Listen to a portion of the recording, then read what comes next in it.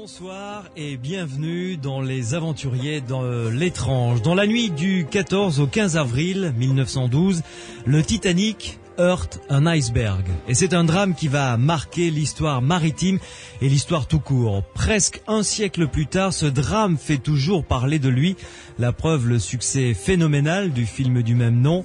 Et cela apporte une preuve supplémentaire de la persistance, d'ailleurs, de cette histoire dans notre imaginaire collectif. Nous consacrons ce soir cette émission, Les Aventuriers de l'étrange, sur Sud Radio au Titanic, car un livre vient d'être publié aux éditions J'ai lu dans la collection Aventures secrètes, intitulé Histoire paranormale du Titanic. Son auteur, Bertrand Méheux, est avec nous. Bonsoir. Bonsoir. Vous êtes docteur en sociologie, professeur en philosophie à l'Université catholique de Lyon et membre de l'IMI, l'Institut métapsychique international. Et vous avez fait un travail colossal de compilation et d'étude des phénomènes étranges qui se sont déroulés autour du drame du Titanic. Vous nous raconterez donc tout cela durant les 2 heures de cette émission. Et j'ai le plaisir également à vos côtés de recevoir monsieur Olivier Mendes, qui est le rédacteur en chef du magazine publié par l'Association française du Titanic, qui s'appelle Latitude 41, ce magazine. Bonsoir monsieur Mendes. Bonsoir. Je suis ravi de vous recevoir. Vous êtes un spécialiste très pointu sur le dossier du Titanic et je compte sur vous pour nous raconter la partie historique, on va dire, de ce dossier. Alors si vous aussi qui nous écoutez, cette histoire vous passionne, si vous êtes allé voir ce film extraordinaire qui a fait pleurer dans les chaumières, c'est étonnant quand même parce qu'on est allé voir ce film en sachant très bien comment ça allait se finir évidemment. Alors n'hésitez pas, venez nous rejoindre et posez vos questions à nos 2 spécialistes qui sont là avec nous ce soir jusqu'à minuit. Vous avez 2 solutions, soit par SMS, vous tapez le mot Sud, un espace, ensuite vous laissez un espace, ensuite vous envoyez votre question, votre réaction au 71 200 et je serai votre porte-parole avec grand plaisir, ou vous pouvez encore nous contacter par téléphone pour venir discuter avec nous et nos 2 invités, Bertrand Méheux et Olivier Mendes, avec nous directement dans Les Aventuriers de l'étrange sur Sud Radio. Vous appelez au 0826 300 300. Ce soir, au sommaire donc, le drame du Titanic. Le drame du Titanic qui, comme je l'ai dit en préambule, a vraiment marqué l'histoire de notre civilisation. D'abord, une question à chacun de vous deux. On commence avec vous, Bertrand Méheux, qui êtes l'auteur de ce livre donc publié aux éditions J'ai lu, Histoire paranormale du Titanic. Qu'est-ce qui vous a donné envie d'écrire ce livre qui a demandé un travail colossal? C'est quoi? C'est la passion du Titanic ou alors l'étude de tous ces cas autour du Titanic?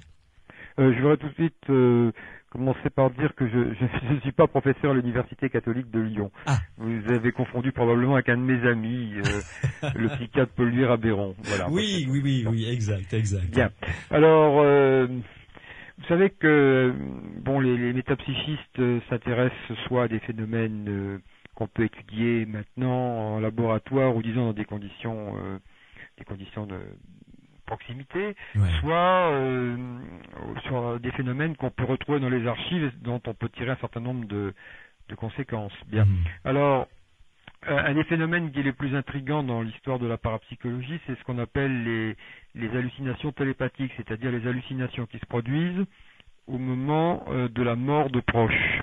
On peut dire que de tous les phénomènes paranormaux, enfin au moins ceux qui relèvent de ce qu'on appelle le psy réceptif, c'est-à-dire la communication paranormale. Eh bien, c'est certainement le phénomène le plus massivement attesté dans l'histoire. Tout le monde connaît une histoire de ce genre. Et donc, il se trouve que un des événements historiques qui a le plus été connecté à des hallucinations télépathiques, c'est justement le naufrage du Titanic. Ça, c'est un premier aspect de la question qui m'a beaucoup intéressé. L'autre aspect, c'est que je me suis toujours beaucoup intéressé à cette espèce de va-et-vient entre l'imaginaire et le réel. En fait, j'ai commencé le premier livre que j'ai fait il y a 30 ans exactement, j'étais en train de l'écrire. C'était un rapport étrange que j'avais repéré entre les récits de science-fiction du début du XXe siècle et les récits des témoins de soucoupes volantes. J'avais essayé de démêler le lien qu'il y avait entre ces deux faits. Et donc là, je suis revenu en quelque sorte à mes anciennes amours et je me suis plongé dans les les prophéties littéraires notamment de Stanley Robertson. Prophéties ou enfin, avec des guillemets. Hein. Oui, on en reparlera après d'ailleurs analyse, en détail. On en parlera plus en détail. Ouais. Alors, je me retourne vers vous, Olivier Mendes. Qu'est-ce qui vous a donné envie, enfin, qu'est-ce qui a fait que le Titanic est devenu votre passion? Le Titanic, je suis tombé dedans quand j'étais petit, comme dirait un personnage de bande dessinée. Ouais. À l'âge de 8 ans, j'ai vu une photo de ce navire qui flottait, donc c'était hors contexte naufrage, et je me suis mis à pleurer en voyant cette photo. Donc il y a eu une sorte de coup de foudre entre ce bateau et moi. Puis je me suis intéressé à son histoire et petit à petit aux humains qui le peuplaient. Mmh. Et puis parmi ces humains, je me suis aperçu un jour qu'il y avait des Français. Et que ces Français avaient été parmi les grands oubliés de l'histoire, hein, puisque tout le monde aujourd'hui connaît John Jacob Astor ou les Ryerson ou Molly Brown, puisqu'ils ont été immortalisés par le cinéma notamment, et par l'histoire, puisque ce sont des personnages qui ont marqué l'histoire. Ouais. Mais nos Français étaient totalement oubliés, et la mémoire de ces Français s'est filochée, c'était un petit peu la peau de chagrin. Et lorsque je me suis intéressé à cette histoire, il ne restait malheureusement plus que 2 survivants français. Et j'ai eu la chance de les approcher, de les fréquenter très régulièrement. Louise Laroche, je l'ai vu pendant les 4 années qui ont précédé son décès. Ouais. Et donc une sorte de lien s'est créé entre eux et moi. Et voilà, donc je me suis mis à sauver la mémoire française, à me sauver la mémoire des passagers français, de tous les liens qu'il y avait entre la France et le Titanic. Mmh. Et petit à petit, voilà, je me suis mis à rédiger des biographies de passagers qui sont aujourd'hui publiées dans notre petit journal Latitude 41. Donc à l'origine, c'est une sorte de coup de foudre entre ce navire et moi. Donc voilà, une relation très très étrange, mais passionnelle qui dure. Le Titanic s'est installé chez moi et il ne m'a plus quitté. Très bien. On va revenir à vous, Olivier Mendes, pour rentrer dans l'histoire de ce magnifique paquebot. Mais d'abord, une question pour vous, Bertrand Méheux. De quelle manière avez-vous travaillé? Parce que vous avez dû compiler, aller chercher des sources innombrables, multiples, pour réussir à retrouver la vie des différentes personnes comme ça qui ont vécu quelque chose autour du Titanic. Alors, en fait, le travail était en grande partie fait, oui. Parce que il a été fait par les parapsychologues anglais et américains. Notamment par Ian Stevenson, par George Beatty, qui ont fait, enfin, il y a tout un travail qui s'est fait dans la mémoire anglo-saxonne autour du Titanic depuis presque le naufrage. Donc, s'il avait fallu que je fasse ça moi-même, ça aurait été tout à fait impossible, mais on trouve dans les revues spécialisées une partie de cette documentation. D'ailleurs, j'ai été tributaire des chercheurs de la SPR britannique, qui m'ont gracieusement ouvert leurs portes et qui m'ont beaucoup aidé dans ce domaine. Oui, j'imagine. Donc je suis parti de ces archives. Et puis d'autre part, alors ça c'est pour l'aspect factuel du Titanic. D'autre part, j'ai fait tout un travail depuis très longtemps sur ces questions par ailleurs. Donc j'ai une certaine habitude de la façon de saisir ces objets, disons. Mais pour ce qui est des faits concernant le Titanic eux-mêmes, je vous dis, j'ai surtout été tributaire des travaux qui ont été faits par les Anglais. Oui, tout à fait. Alors, nous sommes bien d'accord, évidemment, je dis ça à l'adresse de ceux et celles qui nous écoutent, nous avons Olivier Mendes, qui est, entre guillemets, l'historien du Titanic, et en ce qui concerne Bertrand Méheux, évidemment, lui, il s'est intéressé au côté, je dirais, humain. Est-ce que ces humains ont vécu de paranormal autour du Titanic? Voilà, donc chacun va intervenir dans sa partie, et on va commencer avec vous, Olivier Mendes. J'aimerais savoir quand est-ce qu'est née l'idée de construire cet immense paquebot comme le Titanic. Au départ, c'était donc la compagnie la White Star, c'est ça qui a voulu construire cet immense paquebot. Voilà. Alors nous avons en 1907 2 compagnies rivales, la Cunard Line, qui baptise tous ces paquebots en noms qui finissent par IA. Nous aurons le Mauretania et le Lusitania, de sinistre mémoire aussi, et la White Star, dont les paquebots sont baptisés en prénoms qui finissent par IC, l'Olympique, le Teutonique, etc., et le Titanic. Donc c'est comme ça que les passagers, notamment de 3e classe, qui ne savaient pas lire, ou qui ne parlaient pas anglais, qui arrivaient en Angleterre pour leur traversée, pouvaient reconnaître leur navire, tout simplement en donnant le nom de leur bateau, on les dirigeait. Donc c'était un moyen mnémotechnique pour les passagers de troisième classe, notamment. Futé, oui. Oui, c'était futé, oui. Et en 1907, la Cunard Line lance 2 super paquebots, le Mauretania et le Lusitania, et dame le pion de la White Star, qui ne possède que de petites unités. Enfin, ce sont de très très grosses unités pour l'époque, mais par rapport aux 2 géants de la Cunard, effectivement, les paquebots de la White Star paraissent un petit peu petits. Donc, le PDG de la White Star Line, qui est Bruce Ismay, un oblio anglais, va demander au patron des chantiers Harland & Wolff à Belfast, qui construisent quasiment tous les navires de la White Star, de lui construire 3 gros navires sur une période de 5 ans. Le premier s'appellera l'Olympique, le second s'appellera le Titanic, et le troisième aurait dû s'appeler le Gigantic. Nom qui sera ramené à Britannique, qui est beaucoup plus modeste après le naufrage du Titanic. Oui, j'imagine. Donc, pour donner le pion de la Cunard, donc pour que la concurrence puisse avoir lieu, la White Star demande la construction de 3 gros navires. L'Olympique prend la mer en juin 1911, le 14 juin 1911 pour son voyage inaugural. Le Titanic aurait dû prendre la mer en mars 1912, mais dû à un incident sur l'Olympique, son départ est retardé. Et le Britannique, malheureusement, sera lancé en pleine Première Guerre mondiale, servira de navire hôpital et coulera sur une mine au large de la Grèce. D'accord. Et alors, qu'est-ce qui a fait que le Titanic a été considéré donc à son époque, on est en 1910, 11, 12, comme le summum de la technologie? Eh bien, le navire possède un système de cloison étanche assez révolutionnaire, puisqu'il suffit d'actionner un bouton depuis la passerelle pour fermer des cloisons étanches qui sont plusieurs étages plus bas. Quand je parle de plusieurs étages, c'est plusieurs dizaines de mètres, parce qu'entre la passerelle et le fond du navire, il y a près de 30 mètres. Ah, quand même. Oui, c'est énorme. C'est un bateau absolument gigantesque. Les cheminées font 27 mètres de haut, par exemple. C'est vraiment un monstre. Il porte bien son nom de Titan. C'est vraiment énorme. C'est un énorme bateau. Donc il possède non seulement des installations qui sont absolument révolutionnaires, comme par exemple une piscine chauffée. Elle est installée au-dessus des chaudières, donc la chaleur des chaudières chauffe l'eau de mer. Génial. Il possède par exemple un cours de squash pour les passagers de première classe, un salon de lecture, il possède un énorme orchestre de 8 musiciens. Donc c'est un navire de luxe, mais c'est surtout un navire qui marque les esprits parce qu'il va à petite vitesse traverser l'Atlantique, mais proposer aux passagers, quels qu'ils soient, même de troisième classe, un luxe jamais connu sur l'océan. C'est-à-dire qu'on dit que les passagers de troisième classe du Titanic avaient le même luxe que les passagers de seconde sur tous les autres navires en mer à ce moment-là. Et troisième classe, ça devait être quand même. Enfin, je n'ai jamais connu, par exemple, dans le train, les différentes classes. Il y avait première, seconde, et il y avait troisième classe. Il y a très très longtemps, mon grand-père m'en parlait. C'était vraiment le fond du fond, quoi.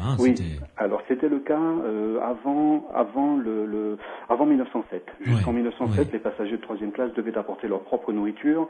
Ils abattaient les animaux directement sur le navire, alors que ça n'était pas le cas du tout à partir de 1907 et notamment sur les grandes unités des années 1910-1915.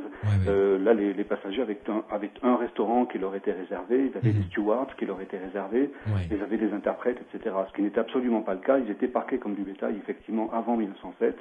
Et en 1907, on connaît un grand tournant avec l'arrivée du Majestic, de la White Star, qui propose une troisième classe tout à fait révolutionnaire. Et alors, qui a trouvé ce nom, le Titanic? Parce que bon, ça devait se terminer en X, ça, on est d'accord. Mais qui a trouvé ce nom? Eh bien, il semblerait que ce soit Bruce Ismay qui ait discuté avec James Peary, qui était le directeur des chantiers Harland & Wolff à Belfast. Et il semblerait que Bruce Ismay ait demandé à ce que les noms de ces navires soient teintés de mythologie, sans se rendre compte que l'Olympe, d'accord, c'est la montagne des dieux, mais les titans, dans la légende, sont foudroyés par les dieux et envoyés se noyer au fond du Tartare. Donc, génial. Walt Disney a raté quelque chose Oui. à ce niveau-là. C'est vrai que les noms des navires ne lui apparaissaient pas comme absolument teinté d'un symbolisme ou d'un sens intéressant. Voilà. Il n'y avait pas de défi odieux, en tout cas, dans l'esprit de Bruce Disney à ce moment-là. Ouais. Vous restez avec nous, Olivier Mendes, et vous, Bertrand Méheux. Une première pause et on se retrouve pour cette fois-ci commencer à découvrir l'histoire du Titanic. La construction ne s'est pas vraiment passée comme elle aurait dû se passer.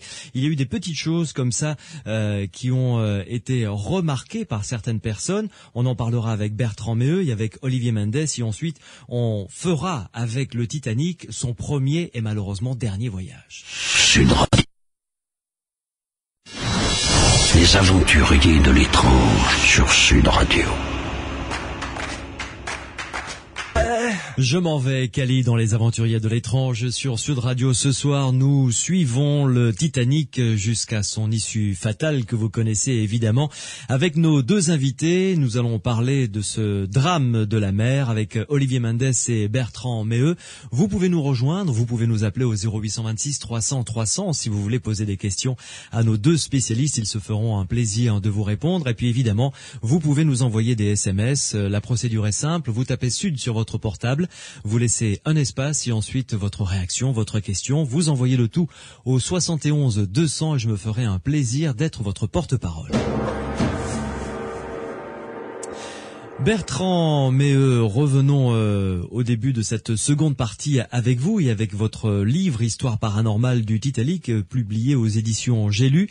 Durant la construction, des incidents se sont produits quand même, qui ont fait que, par exemple, les Irlandais n'ont pas aimé ce bateau. Enfin, il y avait certains constructeurs qui n'aimaient pas ce bateau à la base. Alors la question est de savoir jusqu'à quel point ces récits sont légendaires ou réels. J'ai pas pu pousser la chose jusqu'au bout. Par exemple, déjà le nom, Titanic, qui a été choisi, comme nous l'a expliqué Olivier Mendes, par un des patrons. Et quand on connaît l'histoire mythologique des Titans, c'était pas un bon choix, visiblement. En gros, le cadre, c'était peut-être Olivier Mendes pour répondre à cette question. La construction, c'était peut-être une des premières délocalisations. Enfin, pourquoi est-ce que le bateau a été construit à Belfast? Est-ce que c'était parce que l'ouvrier irlandais était moins cher ou pour d'autres raisons? Je ne sais pas répondre à cette question. Oui. Posons-la directement à Olivier Mendes. Alors, votre réponse, Olivier Mendes. Alors, la White Star avait un contrat avec les chantiers de Belfast, tout simplement parce que les bureaux de la White Star étaient à Liverpool et que l'Angleterre ne possédait pas de chantier naval capable de construire des navires de ce tonnage. Alors que les chantiers de Belfast étaient au niveau de Queen's Island, qui est le quartier des constructeurs à Belfast. Belfast pouvait construire des unités absolument gigantesques. Alors que certains navires effectivement étaient construits ou détruits, puisque chantier de construction veut aussi dire chantier de destruction pour certains navires, étaient construits ou détruits en Angleterre, mais c'était des unités tout à fait modestes pour les navires de grand tonnage et pour des questions de coût tout simplement, parce que la main d'œuvre irlandaise était moins onéreuse à l'époque. Eh bien les navires britanniques étaient construits effectivement souvent à Belfast. C'était presque une tradition à ce moment-là. D'accord. Bertrand Méheux, donc vous aviez raison, c'était une première délocalisation déjà. En partie, oui. Donc alors il semblerait que ce qui va apparaître dans le récit de nombreux témoins, il y a beaucoup de gens qui semblent avoir des prémonitions. Il y a beaucoup de récits qui vont s'expliquer, je reviendrai là-dessus, à cause de ce conflit religieux. Bon, l'Irlande est catholique, et l'idée pour des gens pétris de culture catholique, si vous voulez, l'idée d'appeler un bateau un Titanic, le Titanic, de défier, de le proclamer insubmersible, apparaît pour beaucoup de gens comme une sorte de défi, vous voyez, qui appelle une punition divine. Alors, lorsque le bateau a coulé, il y a eu de très nombreux prêches un peu partout pour rappeler, dire que Dieu avait remis les pendules à l'heure, que la punition était tombée, etc. Et donc je pense que c'est sur ce fond-là que se sont constituées les histoires de Belfast au début. Oui. Et alors, Olivier Mendes, qui est-ce qui a eu l'idée d'accoler au Titanic ce mot qui a été catastrophique après le naufrage d'insubmersible? Alors, là nous sommes dans la mythologie la plus totale. Ouais. C'est-à-dire que je suis désolé, les auditeurs vont peut-être apprendre quelque chose. Le Titanic n'a jamais été proclamé en tant que navire insubmersible. Ah bon? Les Britanniques sont un peuple de marins. Ouais. Ils ont conquis le monde avec Ouais. leurs bateaux. Ouais. Et jamais au monde, jamais une fois dans l'histoire de leur peuple, Ouais. ils n'ont pu proclamer un navire insubmersible. Mhm. En 1911, lors du lancement de l'Olympique, le frère jumeau du Titanic, la revue anglaise qui s'appelait The Shipbuilder, le constructeur naval, qui était absolument émerveillé par les deux nouveaux navires de la White Star, avait sorti un numéro spécial de leur revue. C'était un spécial Olympique et Titanic. Ce numéro existe toujours, on peut le consulter, et à la page des cloisons étanches, on lit, et c'est là où tout le drame se joue, ils disent que la manœuvre des portes étanches rend le navire pratiquement insubmersible, practically unsinkable en anglais. Donc le pratiquement a été vite oublié par le public. La compagnie, la White Star, qui n'a perdu que 11 passagers en 20 ans sur l'océan, n'a jamais fait le nécessaire effectivement pour que le pratiquement revienne dans la discussion. Évidemment, ça les aidait. C'était bien sûr, c'était un argument économique, mais personne n'a jamais dit que le navire était insubmersible, puisqu'on retrouve, j'ai une copie du Shipbuilder, on retrouve le practically unsinkable écrit mot pour mot dans le texte. Ouais. Donc là, nous sommes dans la première légende. Le navire n'a jamais été considéré comme étant insubmersible, et surtout pas par un peuple de marins. Oui. Et alors, est-ce que la construction s'est passée sans encombre? Non, évidemment. On est avant la Première Guerre mondiale, on est sur un chantier naval où les gens ne connaissent absolument pas les mesures de sécurité que nous connaissons aujourd'hui.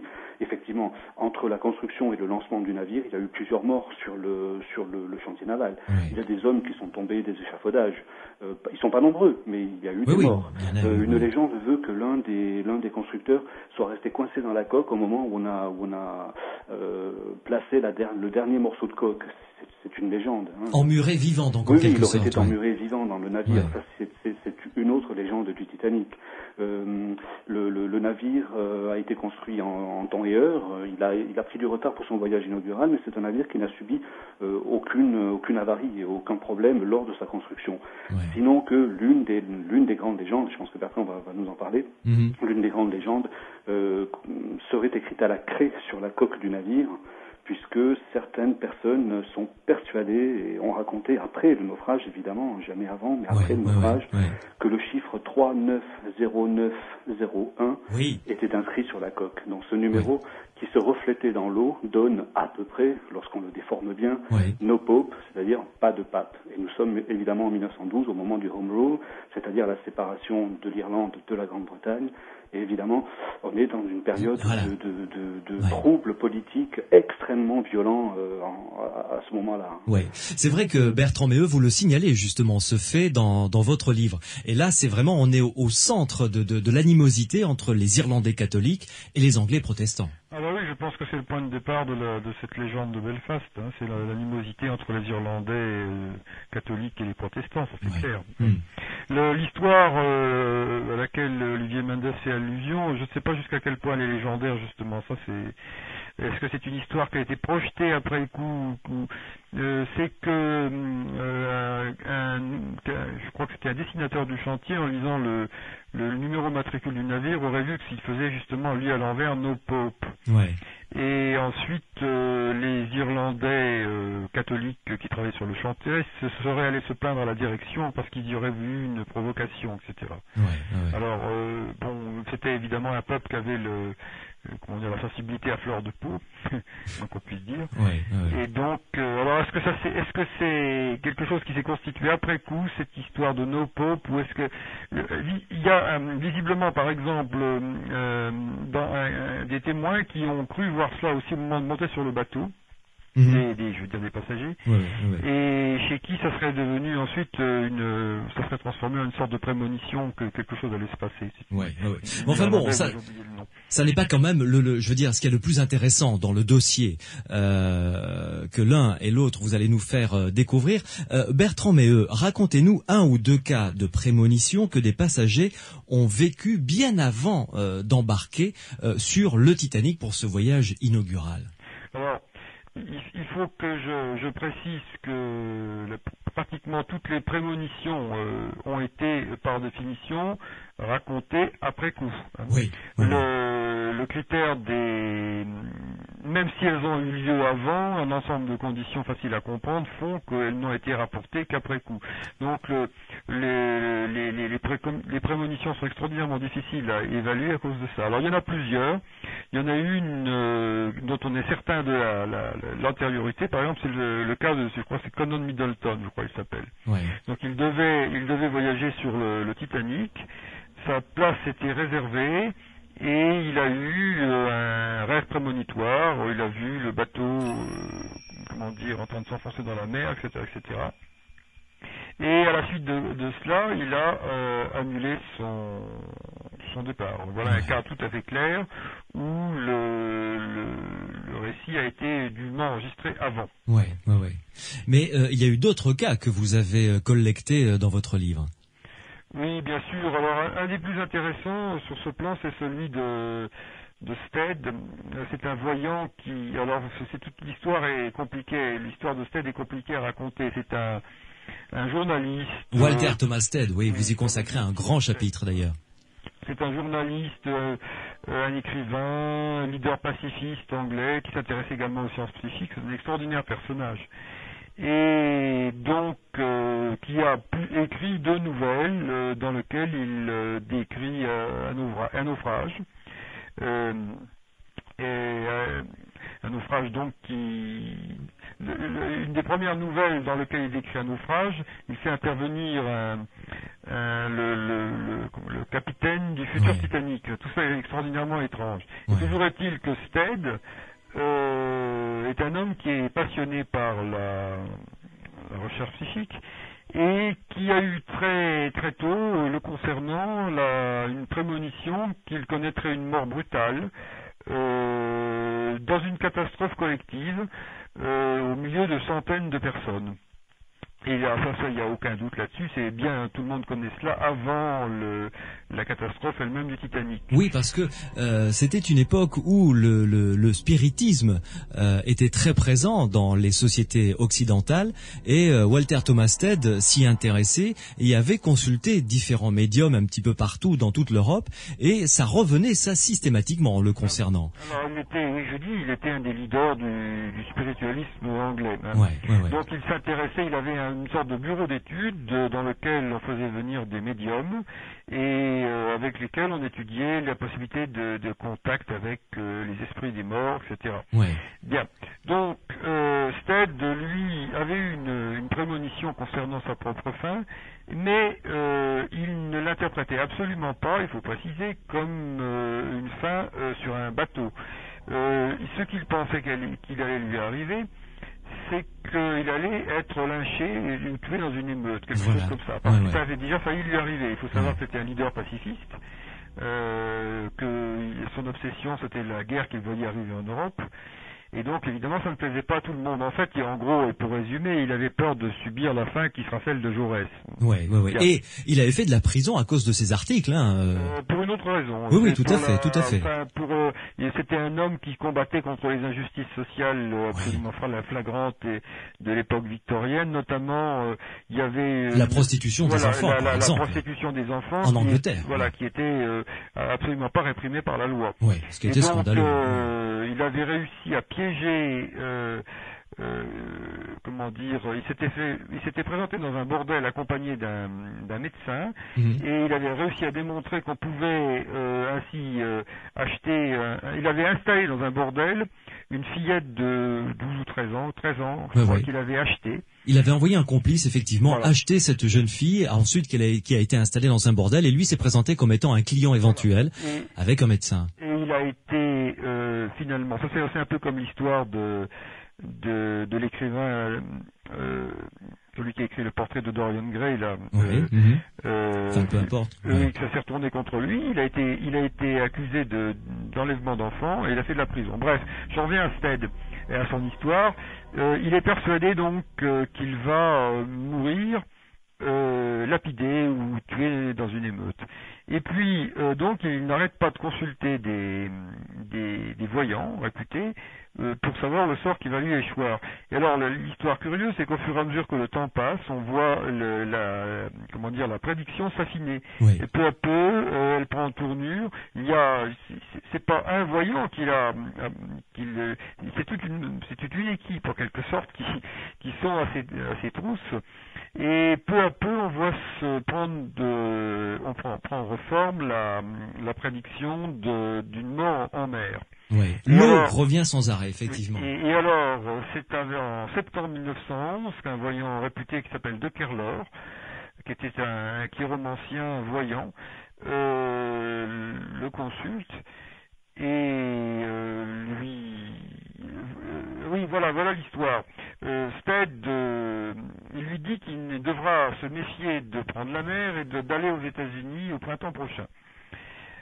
Alors Stead lui dit, mais de toute façon, je ne vais pas aux États-Unis au printemps prochain, j'ai un voyage en Russie, il avait un rendez-vous avec le tsar, il fréquentait les grands de ce monde, et il était en même temps le proche des grands de ce monde, et il allait les interviewer. C'est lui d'ailleurs qui a inventé ce style de journalisme. Ouais.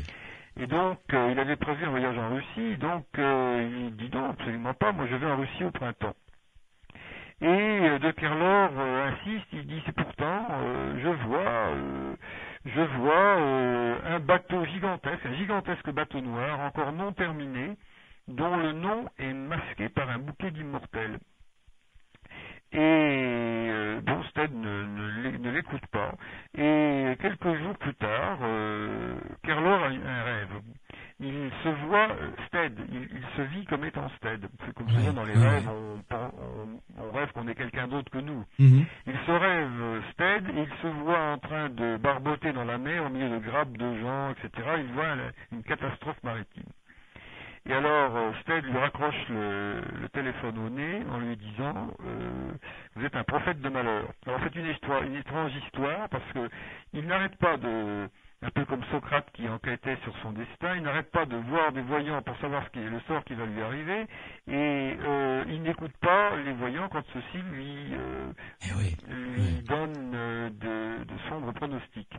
Alors pour finir l'histoire, eh bien, au printemps 1912, un matin, Stead reçoit un télégramme de New York qui l'invite à faire une conférence. C'est un mouvement pacifiste américain qui l'invite à faire une conférence au Carnegie Hall, à laquelle assistera le président des États-Unis en personne. Il ne peut pas y aller. Alors évidemment, c'est l'occasion de sa vie. Et il veut oublier tout ce qu'on lui avait dit, et pour plus de sûreté, évidemment, il retient une place sur le Titanic. Alors il faut préciser aussi que Stead, une de ses passions, c'était les questions maritimes. Il était passionné, et on pourrait dire même obsédé par ces thèmes de la mer, du naufrage, etc., etc. Par exemple, un aspect de son œuvre, c'était puisque la guerre contre les forces des empires centraux semblait inéluctable, il a contribué à ce que la marine anglaise s'équipe davantage, se renforce. Ouais. Et ça a été quelqu'un qui a eu, on verra par la suite, une attitude, semble-t-il, courageuse lors du naufrage, où là, évidemment, dans cette cohue indescriptible, il y a eu des actes sublimes de courage et des actes beaucoup moins sublimes. Et évidemment, Olivier Mendes, je reviens vers vous pour continuer avec vous à dérouler cette histoire concernant le Titanic. La compagnie White Star, pour ce premier voyage, voulait vraiment marquer l'histoire maritime, faire un coup d'éclat, un coup de pub, quoi, je veux dire. Oui, le but du Titanic, c'était un petit peu de battre le record de son frère jumeau, l'Olympique, qui avait déjà fait une très très belle traversée pour son voyage inaugural, donc au mois de juin précédent. Et le capitaine du Titanic, qui est le seul maître à bord après Dieu, comme le veut... Comme dans tous les bateaux. Voilà, la terminologie en tout cas, le capitaine ne veut pas mettre toutes ses machines en marche parce que son navire est en rodage. Mais le président de la compagnie, effectivement, insiste un petit peu et le capitaine pense que le 15 avril, on va pouvoir mettre les dernières machines en route, les dernières chaudières, pour lancer le navire à toute vitesse. Pour l'instant, il navigue à vitesse de croisière, c'est-à-dire 21 nœuds et demi, ce qui n'est pas énorme, mais ce qui est le maximum que ce genre de navire peut produire, alors que le Lusitania ou le Mauretania peuvent avancer à 27 nœuds. Ce sont des navires extrêmement rapides, mais qui sont aussi extrêmement connus pour les vibrations terribles que les machines produisent. Le Lusitania et le Mauretania sont des navires terriblement rapides, mais terriblement inconfortables, puisque tout tremble, tout vibre, tout est tout le temps en mouvement à bord du navire, alors que sur l'Olympique et sur le Titanic, les machines sont beaucoup plus modérées, et le confort est absolument incomparable par rapport au navire de la Cunard. Ouais. Combien de personnes y avait-il pour ce voyage inaugural à bord du Titanic? C'est difficile à dire. En fait, je crois qu'à ce jour, nous n'avons toujours pas fait la lumière sur tous les passagers qui étaient à bord. Ah bon? Non. C'est un navire qui emportait des passagers de près de 35 nationalités. Ouais. Et à l'époque, le système du passeport n'existait pas. Donc nous n'avons pas la possibilité de vérifier ni l'identité complète des passagers, ni la nationalité de ces passagers. Donc il est assez compliqué de dire combien il y avait de passagers à bord. C'est vrai qu'aujourd'hui, le chiffre le plus approximatif qu'on puisse approcher, c'est un petit peu plus de 2200 personnes, dont 898 membres d'équipage. Ah oui, quand même. Oui, c'est énorme.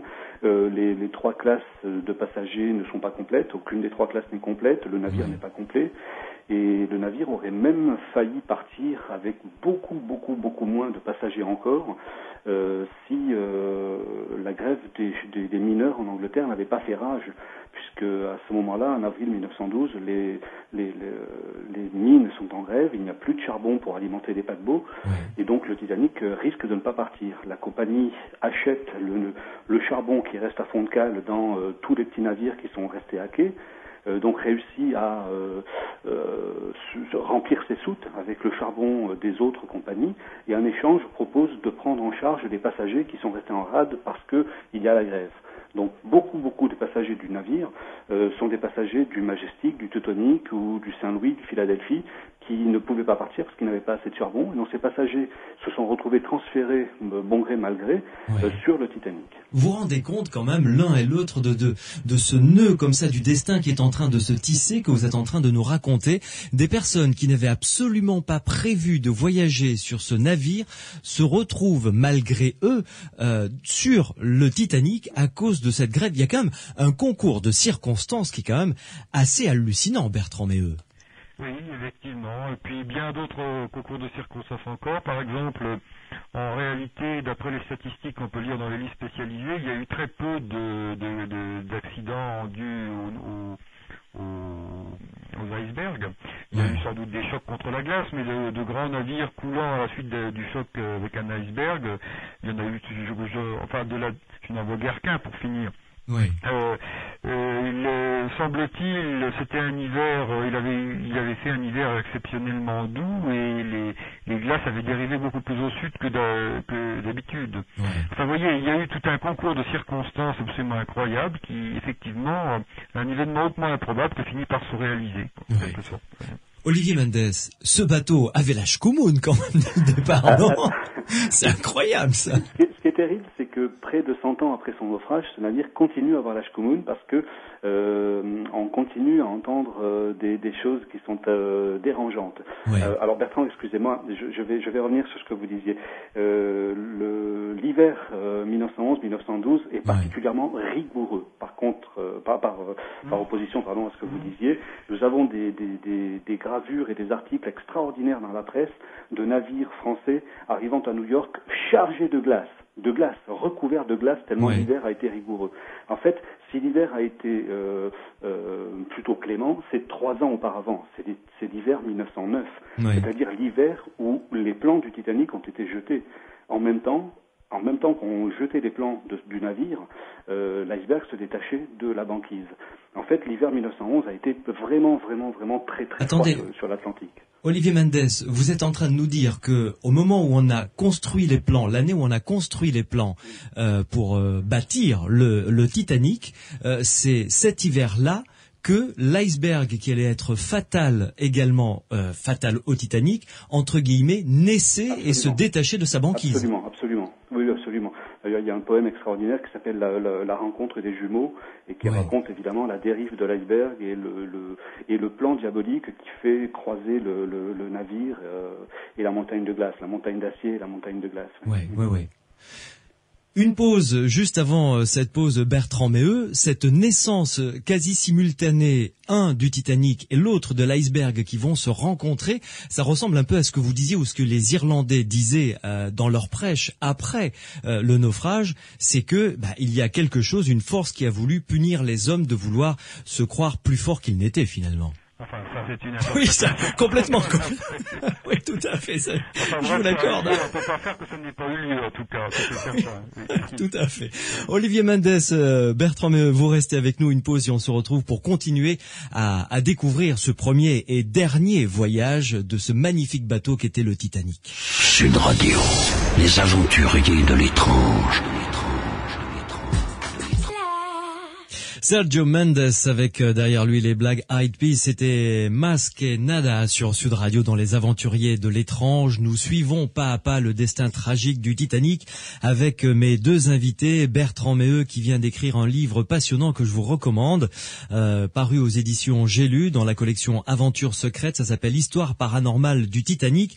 Bertrand Méheux qui est professeur de philosophie et docteur en sociologie et membre de l'Institut métapsychique international qui est à Paris, et Olivier Mendes, qui est le rédacteur en chef du magazine Latitude 41, qui est publié par l'Association française du Titanic. Alors, tous les deux, nous, avec eux, nous suivons ce destin tragique du Titanic. Olivier Mendes, l'équipage était composé de plus de 800, presque 900 membres. Hein. Oui, tout à fait. Vous nous l'avez dit tout à l'heure, c'était évidemment que des professionnels qui avaient embarqué.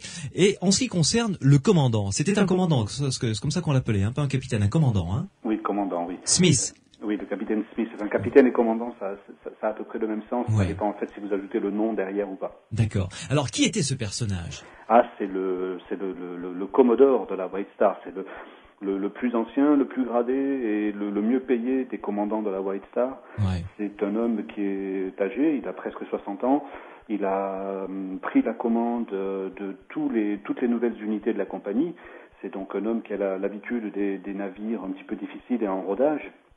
C'est lui qui, en juin 1911, pilote l'Olympique. C'est lui qui aura, malheureusement, les 2 premiers accidents de l'Olympique. C'est lui qui sera aux commandes à ce moment-là. Et c'est lui qui, parce que la compagnie tient à le remercier, récupère le Titanic en avril 1912 pour son voyage inaugural. Il laisse d'ailleurs à ce moment-là les commandes de l'Olympique, le frère jumeau, à un de ses collègues qui s'appelle le capitaine Haddock. Ce qui peut paraître incroyable, mais c'est vrai. Oui. C'est peut-être ce qui a inspiré Hergé d'ailleurs, peut-être. Il semblerait que non. Hergé a dit qu'il ne connaissait pas cette anecdote. D'accord, très bien. Mais alors dites-moi, 2 accidents avec l'Olympique, on peut pas dire que le CV du commandant Smith soit terrible à ce moment-là. Mais l'Olympique est un navire de presque 270 mètres de long, qui fait plus de 45 000 tonnes. C'est un navire absolument gigantesque. C'est la première fois qu'un navire de cette taille, puisque lorsque l'Olympique quitte les chantiers navals, c'est la plus grosse unité jamais construite de main d'homme. C'est le plus gros objet mouvant construit par la main de l'homme. Eh bien, il faut s'y habituer un petit peu. Il faut réussir à manœuvrer une telle masse d'acier dans la Manche, par exemple, qui finalement ne devient qu'un tout petit chenal comparé à un tel navire, en grossissant le trait. Oui, le commandant Smith, c'est une sorte de super pilote d'essai, en quelque sorte. Oui, c'est un homme qui est respecté de tous. C'est un homme qui voit certains passagers ne voyager qu'avec lui, par exemple. Certaines personnes l'apprécient tellement qu'ils ne prennent le navire que si c'est lui qui commande. C'est l'homme dont la vie est écoutée par la White Star. Mais c'est un homme aussi qui est un petit peu prisonnier du carcan de l'époque et qui obéit, même s'il est seul maître à bord après Dieu, eh bien il obéit aux lois de la compagnie qui édite un petit livret de recommandations au capitaine des navires. Et ce soir-là, la nuit du naufrage, eh bien le capitaine n'aura fait que suivre les recommandations de sa compagnie sa compagnie, disant que lorsqu'on est en zone de danger, le meilleur moyen d'en sortir, c'est d'aller tout droit et d'en sortir le plus rapidement possible. C'est de foncer, quoi. C'est pas de foncer, c'est d'en sortir le plus rapidement possible. Oui. C'est nuancé, mais le capitaine Smith n'a fait qu'obéir finalement aux ordres de sa compagnie. Parce que les options qu'il a choisies, quand même, ont été terribles de conséquences. Ça n'est pas lui qui a choisi, en fait. Oui.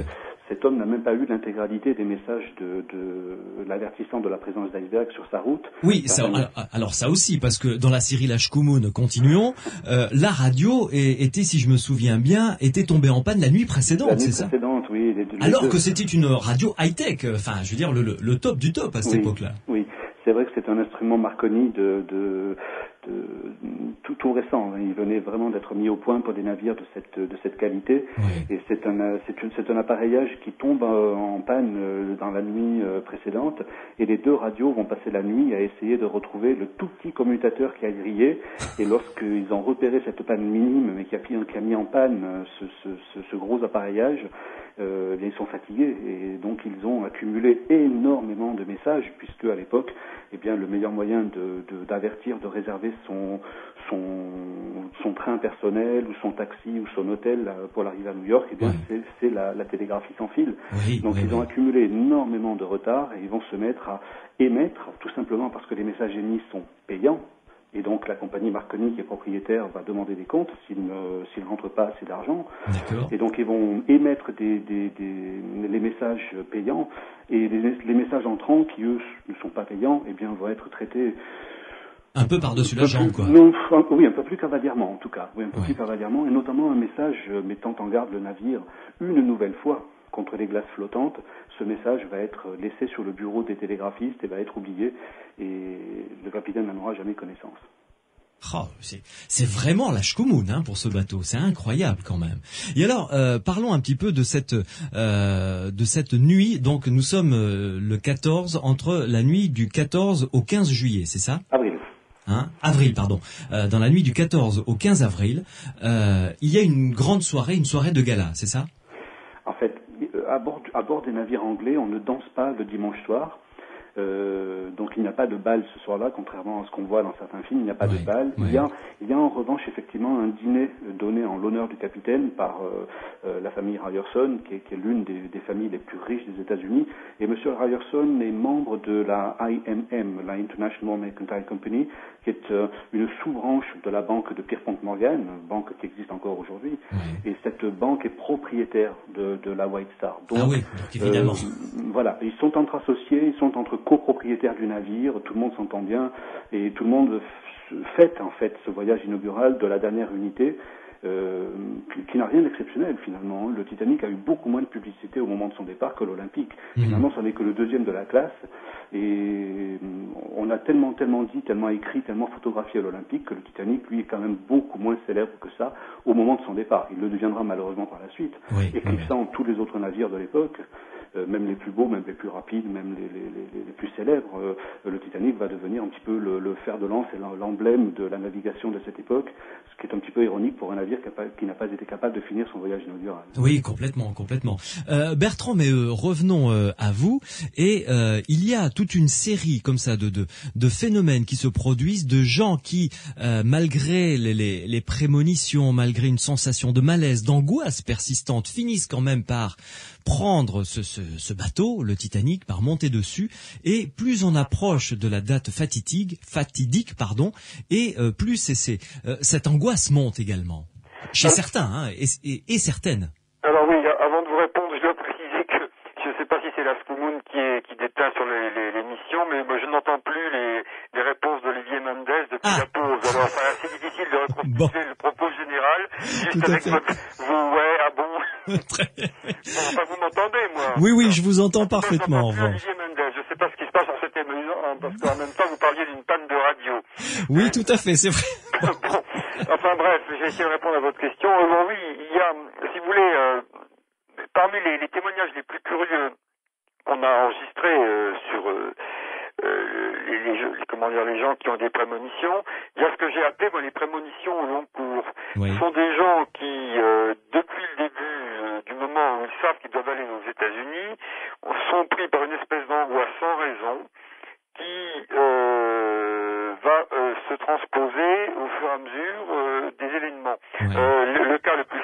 celui de Bott, le Major Bott, qui est le conseiller du président des États-Unis, oui. qui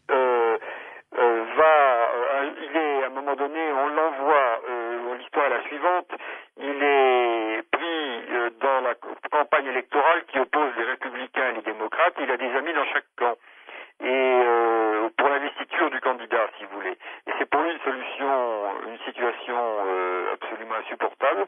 Alors le président des États-Unis, le président Taft, l'envoie en Europe pour une mission auprès du Vatican. Voilà, va prendre l'air. Voilà, exactement. Il l'envoie prendre l'air pour. En même temps, c'était un ami, un proche. Hein, c'était pas seulement un collaborateur. Bien. Donc, à partir de cet instant-là, alors que tout s'annonce bien.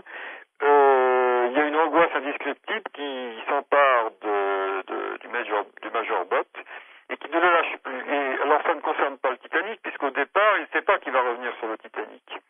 Donc il écrit à une de sa nièce, je crois, pour lui faire part de cette espèce d'angoisse qui le taraude, et il en parle en termes, disons, ironiques, humoristiques, mais on sent que c'est quelque chose qui l'affecte profondément. Et puis de fil en aiguille, alors il part avec un ami, un peintre réputé, et puis ce sentiment gâche tout son voyage, gâche son séjour en Italie, en France, et puis finalement, en quelque sorte, pour échapper à son angoisse, il va se jeter dans la gueule du loup. C'est-à-dire qu'il décide de revenir sur le Titanic qui présente les garanties de sûreté les plus fortes à l'époque. Ouais. Et puis ainsi de suite. Et puis pour finir, il va mourir sur le Titanic. Voilà. Donc c'est très étrange ce genre de pressentiments au long cours, de gens qui vont se sentir oppressés, mais sans raison, vous voyez, sans raison, et sans que ce soit lié au Titanic. C'est important ce détail, parce que étant donné que le Titanic était un bateau révolutionnaire, sur lequel on avait projeté tout un tas de fantasmes, on pouvait imaginer, comme je le disais tout à l'heure, que certaines personnes pouvaient avoir peur de monter dessus, vous voyez. Oui. Mais si on nous disait, par exemple, bonne nouvelle, vous avez été choisi pour inaugurer la navette spatiale, vous seriez pas forcément content. Il y a quelques risques. Bon, moi, je serais pas enthousiaste, pour être franc. Je crois franchement que mon dernier jour est arrivé. Je me demande si certaines personnes ne percevaient pas comme ça ce bateau. En tout cas, dans tout un nombre de cas que j'ai recensés, ça ne peut pas être le cas, puisque à l'origine, les gens ne savent pas qu'ils vont revenir sur le Titanic. Et il y a quelque chose de très étrange là-dedans, une sorte de phénomène insistant, gluant, que j'avais encore jamais repéré, et qui est très intéressant à voir quand on lit de nombreux récits, on le voit se reproduire, vous voyez. Oui.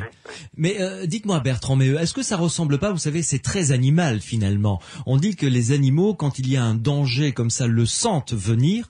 C'est très instinctif, c'est très primaire au sens noble du terme. Est-ce que ces gens-là n'ont pas tout simplement vécu ça? C'est-à-dire qu'ils sentaient inconsciemment qu'ils étaient là dans leur dernière ligne droite.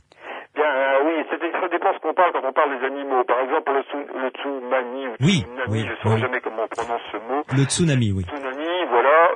Vous savez, il y a les éléphants qui ont cassé leurs amarres. Qui sont partis. Il y a toute une discussion là-dessus pour savoir s'il fallait faire entrer ça dans le registre du paranormal ou s'il s'agissait simplement du fait que les animaux captaient des vibrations du sol, par exemple. Bien sûr, oui. Que les humains ne perçoivent pas. Alors, on n'a pas du tout tranché la chose. Là, évidemment, comme il s'agit d'un événement futur, il ne peut pas s'agir de ça. Donc, on est forcément, s'il s'agit d'un pressentiment, on est dans quelque chose qui n'a pas de cause physique. On est dans le paranormal, bien sûr. Oui, complètement. Bertrand Méheux, vous restez avec nous. Il y a les deux radios qui vont se pencher sur la radio Marconi pour essayer de réparer ce problème. Et ensuite, on vous retrouvera en compagnie d'Olivier Mendes et j'espère que tous les deux vous vous entendrez. Cela étant, vous pouvez nous contacter 0826 300 300 si vous voulez nous appeler sans aucun problème. Cyril est fidèle au poste pour recueillir vos réactions et vos témoignages. Et puis, vous pouvez nous envoyer également des SMS pour venir discuter avec nous de cette tragédie qu'était le Titanic, qu'a vécu surtout celles qui étaient sur le Titanic en cette nuit du 14 au 15 avril 1912. Pour les SMS, vous tapez Sud, un espace, votre question, votre réaction et vous envoyez le tout au 71 200 pour Sud Radio. Sud Radio, les aventuriers de l'étrange. No Bravery, c'était James Blunt sur Sud Radio dans Les Aventuriers de l'étrange. Bertrand Méheux, êtes-vous toujours avec nous? Voilà, je suis là, bien. Je vous entends. Très très bien. Pour l'instant, je vous entends. Voilà, alors on va voir si vous entendez Olivier Mendes. Olivier Mendes, vous êtes toujours là, bien entendu. Oui, tout à fait. Voilà, ça va. Bon, très bien. Voilà, on est bien, on a récupéré tout le monde. Nos radios ont travaillé, ont bien travaillé. On n'est pas équipé Marconi, hein, ça marche mieux finalement. Alors, je me tourne vers vous, Olivier Mendes. Voyons avec vous un petit peu ce qui s'est produit dans cette nuit du 14 au 15 avril 1912. Là, on arrive évidemment au centre du drame. On a compris, le télégramme prévenant le commandant de bord du danger des icebergs est resté chez les radios. Et là, vers quelle heure le drame s'est-il produit? Est-ce qu'on le sait? Alors, toute une série de télégrammes ont été reçus depuis le 12 avril, prévenant de la présence de glace sur la route du navire. Ouais. Un des messages a été oublié par les radios dans leur cabine, effectivement. À 23h40, le navire file à pleine vitesse dans une zone dans laquelle il y a des icebergs signalés. Comme je l'expliquais, le capitaine n'a pas donné d'ordre pour ralentir la vitesse du navire puisqu'il suit des instructions de sa compagnie. Il est parti se coucher, il a laissé son second aux commandes du navire. Il est allé se coucher en disant que s'il y avait le moindre souci, qu'on le prévienne. Et il n'aura même pas le temps d'être prévu puisque l'accident va se dérouler en 38 secondes. 23h40, les deux vigies dans le nid de pie repèrent un objet de petite taille droit devant. Plus ils approchent et plus cet objet grandit et semble de taille de plus en plus imposante, vraiment menaçante. Les vigies repèrent que c'est un iceberg. Il n'y a pas de vent cette nuit-là, donc pas de frange d'écume à la base de l'iceberg. Il n'y a pas de lune et pas d'étoiles, donc pas de lumière qui se reflète sur la glace blanche. Les vigies comprennent un petit peu tard qu'ils sont face à une montagne de glace. Ils donnent 3 coups de cloche. Ils préviennent la passerelle qu'un iceberg se trouve droit devant, le fameux iceberg dead ahead. Et à ce moment-là, évidemment, l'officier de quart va demander que la barre soit inversée et que les machines soient mises en arrière, ce qui est la position la plus logique pour un capitaine. N'importe quel capitaine aurait réagi, à mon avis, de la même manière. Pour éviter un objet, eh bien, on essaie de le contourner, seulement avec un navire qui, une fois chargé, tout à l'heure, je parlais de 46 000 tonnes, mais une fois chargé, le Titanic représente 66 000 tonnes, avec ses passagers, avec sa nourriture, avec son fret. 66 000 tonnes lancées à 21 nœuds, eh bien, ça ne se manœuvre pas comme ça, comme une barque. Le navire a besoin de plusieurs kilomètres pour freiner, or il n'a que quelques centaines de mètres pour pouvoir changer de cap. Le navire va commencer à glisser sur son air, à bouger un petit peu et à présenter malheureusement son flanc droit à la montagne de glace dont un éperon va picoter la coque, faisant sauter la tête dérivée sur plusieurs dizaines de mètres. Donc en fait, la coque du navire n'a pas été déchirée d'un seul coup comme par un couteau, comme on l'a cru jusqu'à la découverte de l'épave. Le bateau n'a pas été éventré. Non, le navire n'est pas éventré, il aurait coulé en quelques minutes sinon. En tout et pour tout, la surface trouée sur la coque doit représenter 1 mètre carré. Mais le problème, c'est qu'elle est répartie sur 6 compartiments étanches, dont une chaufferie. Et évidemment, de l'eau dans une chaufferie, ça donne des résultats assez dramatiques, puisque les chaudières fonctionnent au charbon à ce moment-là. Et donc, évidemment, de l'eau glacée à moins 2 degrés qui envahit une chaudière, ça donne des résultats assez dramatiques. Ça explose, Évidemment, l'eau va ébouillanter toute l'équipe qui est en bas dans les soutes et le navire va commencer à couler tranquillement, après avoir simplement frôlé une montagne de glace. Donc pas d'accident extraordinaire, pas de cadeau de sauvetage qui éclate en morceaux, pas de coque éventrée, pas de soubresaut dans l'air, vraiment ça se passe comme sur une scène de théâtre où on nous explique avec des mots, voilà, le navire vient d'être blessé. Et alors, une chose qui est très étonnante, c'est que les passagers s'en sont à peine aperçus. Je veux dire, ça n'a pas été le choc énorme. Non, il y a une vibration au mieux pour certains passagers. Certains passagers parlent du bruit. Et puis la plupart des passagers ont été réveillés ou alertés par une chose étrange, c'est l'absence de mouvement de la part des moteurs. C'est-à-dire que les moteurs ayant été arrêtés par le capitaine en second, eh bien les vibrations du navire se sont arrêtées. Et c'est ce qui va le plus intriguer les passagers, en fait. C'est, tiens, pourquoi est-ce qu'on s'arrête en plein milieu de l'Atlantique? C'est le silence, quoi, d'accord. Voilà, le silence, ouais. Et alors là, bon, j'imagine qu'à partir de ce moment-là, il a fallu plus de 3 quarts d'heure pour que les gens se rendent vraiment compte de la situation. Forcément. Il faut se replacer sur un navire de presque 270 mètres de long et dont les cloisons étanches, pour l'instant, retiennent la mer, ralentissent en tout cas l'envahissement de la mer. Ouais. Le navire est condamné, on le sait. Le constructeur qui est à bord, Thomas Andrews, a fait un tour d'inspection rapide et s'aperçoit que l'eau, en quelques minutes, est déjà montée dans la salle de poste, que le cours de squash qui est dans les profondeurs du navire est déjà envahi en quelques minutes. Donc il sait que le navire n'en a que pour 1 heure, 1 heure et demie. Ah, il sait que c'est foutu déjà. Voilà, il a fait un calcul rapide et il sait que les cloisons étanches ne montant pas jusqu'au plafond, elles s'arrêtent un petit peu comme un bac à glaçons. Nous avons tous dans nos frigos. Eh bien, l'eau, lorsqu'elle atteint le haut de la cloison étanche, va passer par-dessus la cloison étanche et envahir le compartiment suivant.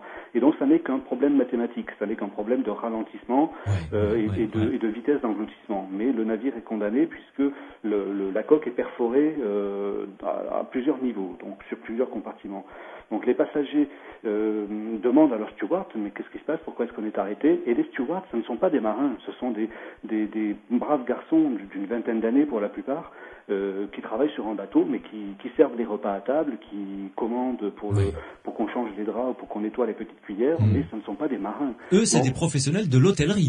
Voilà, en fait, en marin, il y a uniquement le pool du capitaine, c'est-à-dire le capitaine, ses seconds et quelques matelots et quelques représentants du chantier naval à bord. Mais eux, ce sont des techniciens uniquement. Et sinon, tous les autres employés, ce sont des femmes de ménage, ce sont des plongeurs, ce sont des spécialistes de la rôtisserie ou des desserts.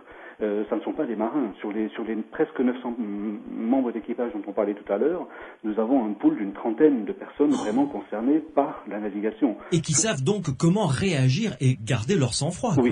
Oui, et nous sommes en plus à bord d'un navire britannique où on ne s'affole pas et où le capitaine continue à mâchonner son cure-dent, signe de nervosité, mais pas d'excitation totale quand même. Donc on sait que le navire est perdu, mais on va quand même réfléchir à la façon d'organiser les secours pour que la panique ne gagne pas.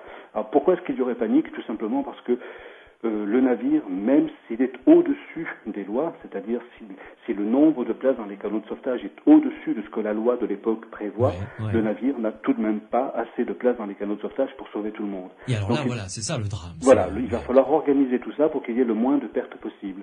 Donc on envoie chercher l'orchestre qui s'était couché. Et ces braves garçons vont arriver avec leurs uniformes et leurs insignes en forme de lyre qu'on facturera à leur famille par la suite d'ailleurs. Les familles des 8 musiciens ont reçu en signe de carte de deuil une facture de la part de la compagnie pour le remboursement des uniformes et des instruments perdus. Oui, ça a fait scandale. Quelle horreur. Il y avait un jeune Français dans l'orchestre dont je viens d'écrire la biographie et effectivement on découvre des choses absolument terribles. Pour éviter la panique, donc on demande à l'orchestre de monter sur le pont, ils se réunissent avec leurs instruments, d'abord dans le foyer des premières classes, ce grand escalier avec le dôme qu'on a tous aimé dans le film de Cameron. Bien sûr. Et donc ils vont jouer des airs à la mode, des valses, des foxtrots, etc. Ils vont être là pour rassurer, parce que tant qu'il y a de la musique, eh bien il n'y a pas de désespoir. Le problème, c'est que ces garçons, on leur a demandé de commencer à jouer, mais on leur a jamais demandé d'arrêter de jouer. Et donc l'océan va se refermer sur eux, et les passagers se disent, mais ces braves types, ils sont payés pour jouer de la musique, pas pour jouer des héros. Donc s'ils ne fuient pas, si des musiciens continuent à jouer, c'est qu'il n'y a pas de danger. D'accord. Donc les passagers à ce moment-là vont se dire, il n'y a pas de danger, puisqu'on continue à nous jouer de la musique. La compagnie à qui on a confié notre vie nous fait jouer de la musique, donc c'est qu'il n'y a pas de danger. Et le danger n'apparaîtra que lorsque le navire commencera à prendre une position un petit peu incongrue sur l'océan, un petit peu bizarre, et où les gens vont se dire, oh là, il y a danger. Là, il y a vraiment danger. Effectivement, il sera trop tard à ce moment-là. Oui. Bertrand, mais est-ce que des gens est-ce que vous l'avez recensé dans votre livre? Est-ce que des gens avaient pressenti comme ça l'imminence, je dirais juste peut-être quelques heures avant le choc? Oui, il y a plusieurs récits qui attestent ça. Alors, comme toujours, il faut les prendre avec une certaine prudence, parce que, évidemment, par définition, ils ont été racontés après. Bien sûr, oui. Mais il y a plusieurs cas. Alors, il y a par exemple l'histoire absolument étonnante de Esther Hart, qui donc était avec son mari et sa fille. Qui a veillé le navire jusqu'au bout. Voilà, elle veillait le navire. Elle avait justement Alors elle, ça partait d'un sentiment religieux. Elle avait le sentiment que les constructeurs du Titanic avaient offensé Dieu et elle attendait la punition. Elle l'a dit textuellement. Oui. Donc c'était un comportement tout à fait incroyable. Elle était prête. Elle dormait pendant la journée et elle priait la nuit, je crois. Pendant la nuit, elle veillait et elle priait. Et il y a une anecdote absolument incroyable. Le dernier jour, elle a condescendu à aller manger le midi parce qu'elle elle était allée à la messe avant. Et alors apparemment sur le bateau, les officiers connaissaient ce comportement et la plaisantaient. Alors il y a un officier qui lui a demandé si elle continuait sa veille. Alors elle a répondu qu'après le repas, bien sûr, elle allait la reprendre. Et pendant la nuit, dans la nuit d'avant, elle avait déjà envoyé son mari parce qu'elle avait entendu quelque chose qui lui paraissait étrange. Et pendant la nuit, là, elle a le pressentiment que c'est pour la nuit, quoi. Et à un moment donné, on entend une sorte de grincement et là, on voit son mari sur le pont pour les informations et ça y est, cette fois, c'est la bonne. Ouais. Et alors, une chose pour revenir à Walter Thomas Stead, dont vous nous avez raconté brièvement la vie, que vous racontez beaucoup plus longuement dans ce livre. D'ailleurs, il faudrait lui consacrer un livre, un roman. Oui, Stead, c'est un personnage romanesque. Bertrand Méo, oui. Si vous avez l'occasion, allez-y. Je serai un des lecteurs. Alors, en ce qui concerne Walter Thomas Stead, on dit qu'il était sur le pont à ce moment-là. Et oui, d'après plusieurs témoignages, apparemment digne de foi, il était sur le pont.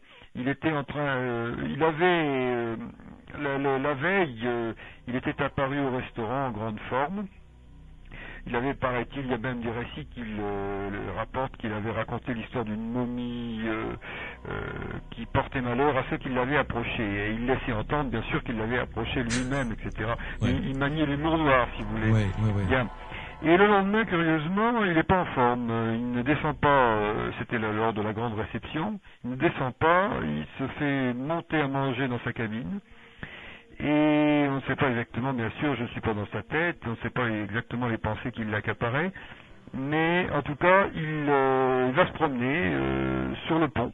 Il était seul sur le pont à l'avant du bateau. D'après un témoignage, il a vu lorsque le bateau a éraflé l'iceberg, il y a une sorte de poudre de glace pulvérisée qui a recouvert l'avant du navire. Il s'étonnait de ce spectacle. Il était aux premières loges en quelque sorte.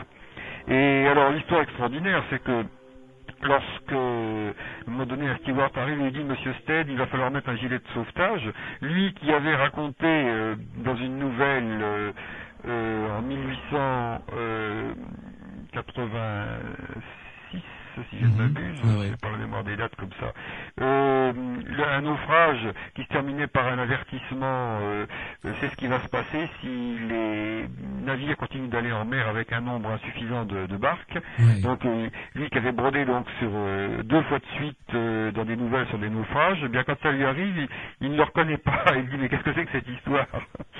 Et bon, finalement, au bout d'un moment, il est comme les autres, il a compris. Et donc on le voit après, il y a plusieurs témoignages qui le décrivent dans des situations différentes. À un moment donné, il s'isole dans un fumoir, superbe pour lire. Oui. Oui, c'était les derniers instants, donc voilà. Il les a vécus comme il l'a voulu. On s'accorde une pause et l'un et l'autre, vous allez nous faire vivre les quelques heures, je ne sais pas si ça a duré des heures, mais le naufrage, au moment où les passagers se sont aperçus, rendus compte de l'inéluctable, ce qu'il s'est déroulé, car il s'est passé des choses absolument héroïques d'un côté et atroces de l'autre. Sur Sud Radio, vous allez nous raconter ça dans quelques instants. Les aventuriers de l'étrange sur Sud Radio. Ailleurs, magnifique chanson, nouvelle chanson de Jean-Louis Aubert sur Sud Radio dans Les Aventuriers de l'étrange. Nous sommes arrivés aux dernières heures de vie du Titanic avec nos 2 invités, Olivier Mendes et Bertrand Méheux. Jusqu'à minuit, nous allons parler de ces heures terribles qu'ont dû vivre les passagers de ce terrible drame. Olivier Mendes, à partir du moment où les gens se sont rendus compte, ont pris conscience de l'inéluctable, je suppose que ça a été une cohue indescriptible. Eh bien, même pas. Même pas, parce que en 1912, on a un sens de l'organisation, on a un sens du respect des règles qui fait que les passagers sont avertis. Alors certains y croient et donc vont commencer à embarquer tranquillement, très tranquillement, sans affolement dans les canaux de sauvetage, qui vont partir d'ailleurs aux 3/4 vides, puisque les premiers canaux, le numéro 7, qui est le premier canot à quitter le Titanic, part avec 28 personnes à bord, alors qu'il peut emporter 65 personnes. Parmi ces 28 passagers, il y a 3 Français, 3 hommes qui étaient en train de jouer aux cartes dans le fumoir et qui ont donc vécu l'accident en direct, sans trop se rendre compte du niveau de danger. Et donc sans redescendre à leur cabine, ils prennent un veston et puis ils embarquent. Ils savent pas trop s'ils vont revenir ou pas, ou si l'accident est grave ou pas. Eh bien, la plupart des canots vont commencer à partir quasiment vides. Le canot numéro 1 contiendra 12 passagers sur les 25 qu'il peut emporter. Et sur ces 12 passagers, il y a 7 hommes d'équipage. Ah bon? Voilà, donc il y a des petits incidents comme ça qui sont assez difficiles à expliquer. Les gens ne veulent pas embarquer parce que lorsque vous êtes sur le pont d'un navire qui fait presque 270 mètres de long et presque 40 mètres de large, eh bien vous ne voyez pas ce qui se passe de l'autre côté, vous avez beaucoup de mal à évaluer le niveau de danger. L'orchestre joue, l'équipage est rassurant, le capitaine n'est plus sur le pont et donc il n'y a pas de lecture des événements sur son visage ou dans ses yeux. Et donc les passagers manquent cruellement d'informations. Donc on croit à l'accident, peut-être grave, mais pas à la fin inéluctable, pas au naufrage en tout cas. Mais comment est-ce que, parce que là vous nous l'avez dit clairement tout à l'heure, il n'y a pas assez de place dans les canots pour tout le monde, ça c'est clair. Et ça évidemment le commandant et tous les membres d'équipage, du moins les marins, le savent. Oui, ils le savent, mais ils savent aussi que même s'il y avait une place pour chaque passager, dans un cas de naufrage, on ne peut pas sauver tout le monde. Parce que le temps joue contre les gens, contre les humains, et c'est le temps qui gagne généralement. D'ailleurs, c'est ce qui va se passer, puisqu'en 2h40, entre le moment où le navire heurte l'iceberg et le moment où le Titanic s'engloutit, où ses hélices disparaissent sous l'océan, il va se passer 2h40, et pendant ces 2h40 de naufrage, et on ne va pas pouvoir sauver ne serait-ce que le nombre de passagers qu'on aurait pu sauver. Les canots de sauvetage contenaient 1178 places et il y aura 705 survivants seulement. Donc il y a une perte fracassante de vie humaine due au fait qu'on s'est mal organisé et qu'on a fait croire que l'accident n'était qu'un incident. Donc l'équipage et le commandant ont mal géré cette situation. Ils ont géré au mieux. Ils ont géré dans une situation de crise. Dans cette situation. Une situation de crise parce que si l'affolement avait eu lieu, c'était moins de 700 passagers qui auraient pu survivre. C'est vrai.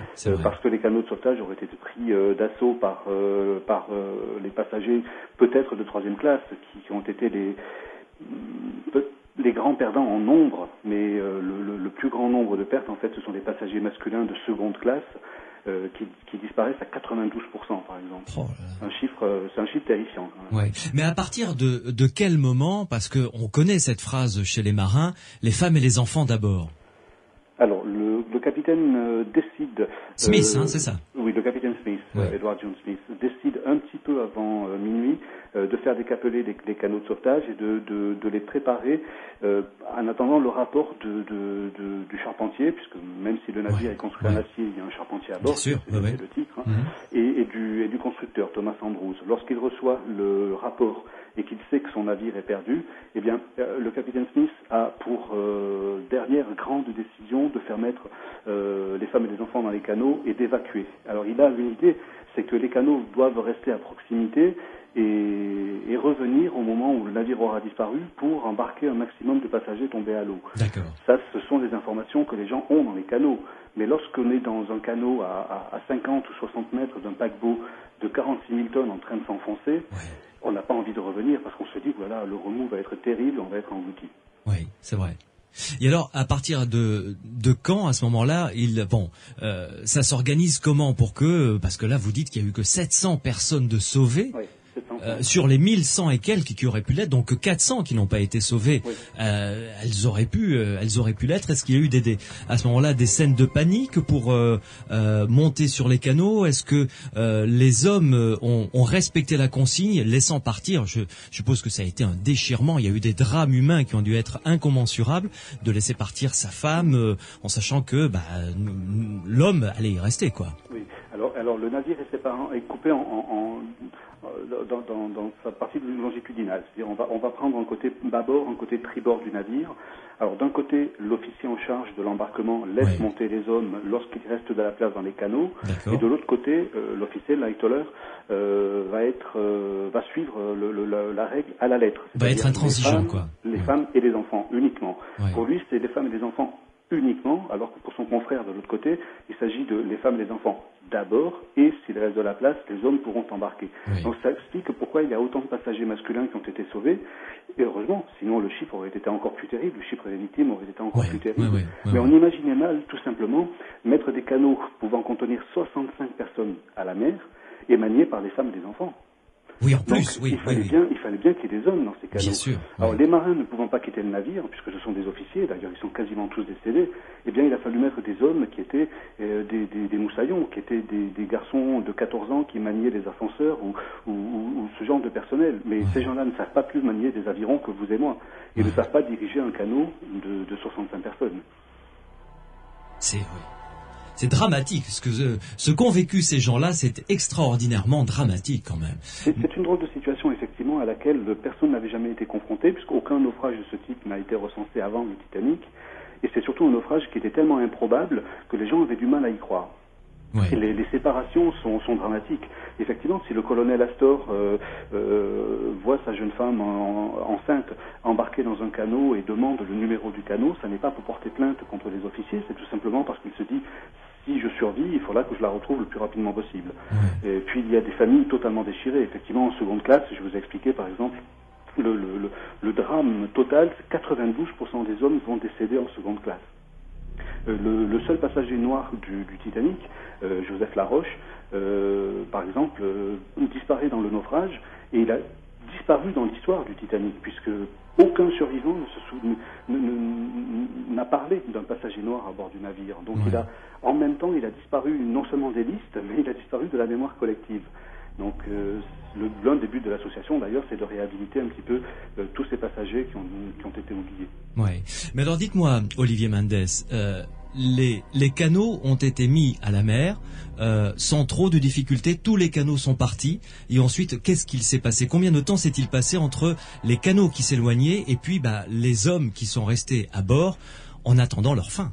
Alors les derniers canaux en fait ont été mis à la mer par la mer elle-même, puisque le navire s'est englouti alors que un des canaux pliables, ce qu'on appelait des Engelhardt, de la marque Engelhardt, tout simplement, l'un des 4 canaux était encore sur le navire. On n'a pas pu le mettre à la mer. Il s'est retourné, il était difficilement maniable, les bossoirs ne pouvaient pas le recevoir, donc ce canot était retourné sur le pont, et il n'a été mis à la mer qu'au moment où le navire a coulé. C'est tout simplement la mer qui l'a mis à l'eau. Et une trentaine d'hommes vont se relayer toute la nuit sur la quille de ce canot quasiment submergé à 80%. Donc une trentaine d'hommes va tenter de tenir debout, de survivre, mouillé, glacé sur la quille de ce navire, c'est-à-dire quelques centimètres de bois tout simplement. Et lorsqu'un homme meurt, pour ne pas qu'il déséquilibre, eh bien on le jette à l'eau et on fait monter un homme qui était à la mer pour le remplacer.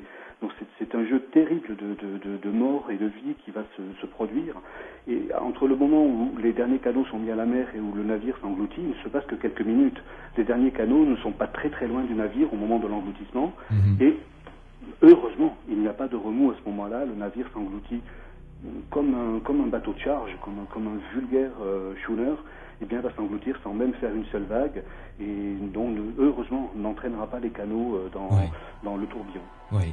Et durant tout ce drame, l'orchestre continuera à jouer? jusqu'au dernier moment, dit la légende, j'ai du mal à croire que les musiciens aient pu jouer du piano ou du violoncelle. Par exemple, il avait 2 violoncelles et deux pianos dans l'orchestre. J'imagine mal effectivement l'orchestre jouer. Alors, plusieurs témoins ont dit que l'orchestre avait arrêté de jouer quelques minutes avant le moment fatidique, avant les 2h20 du matin.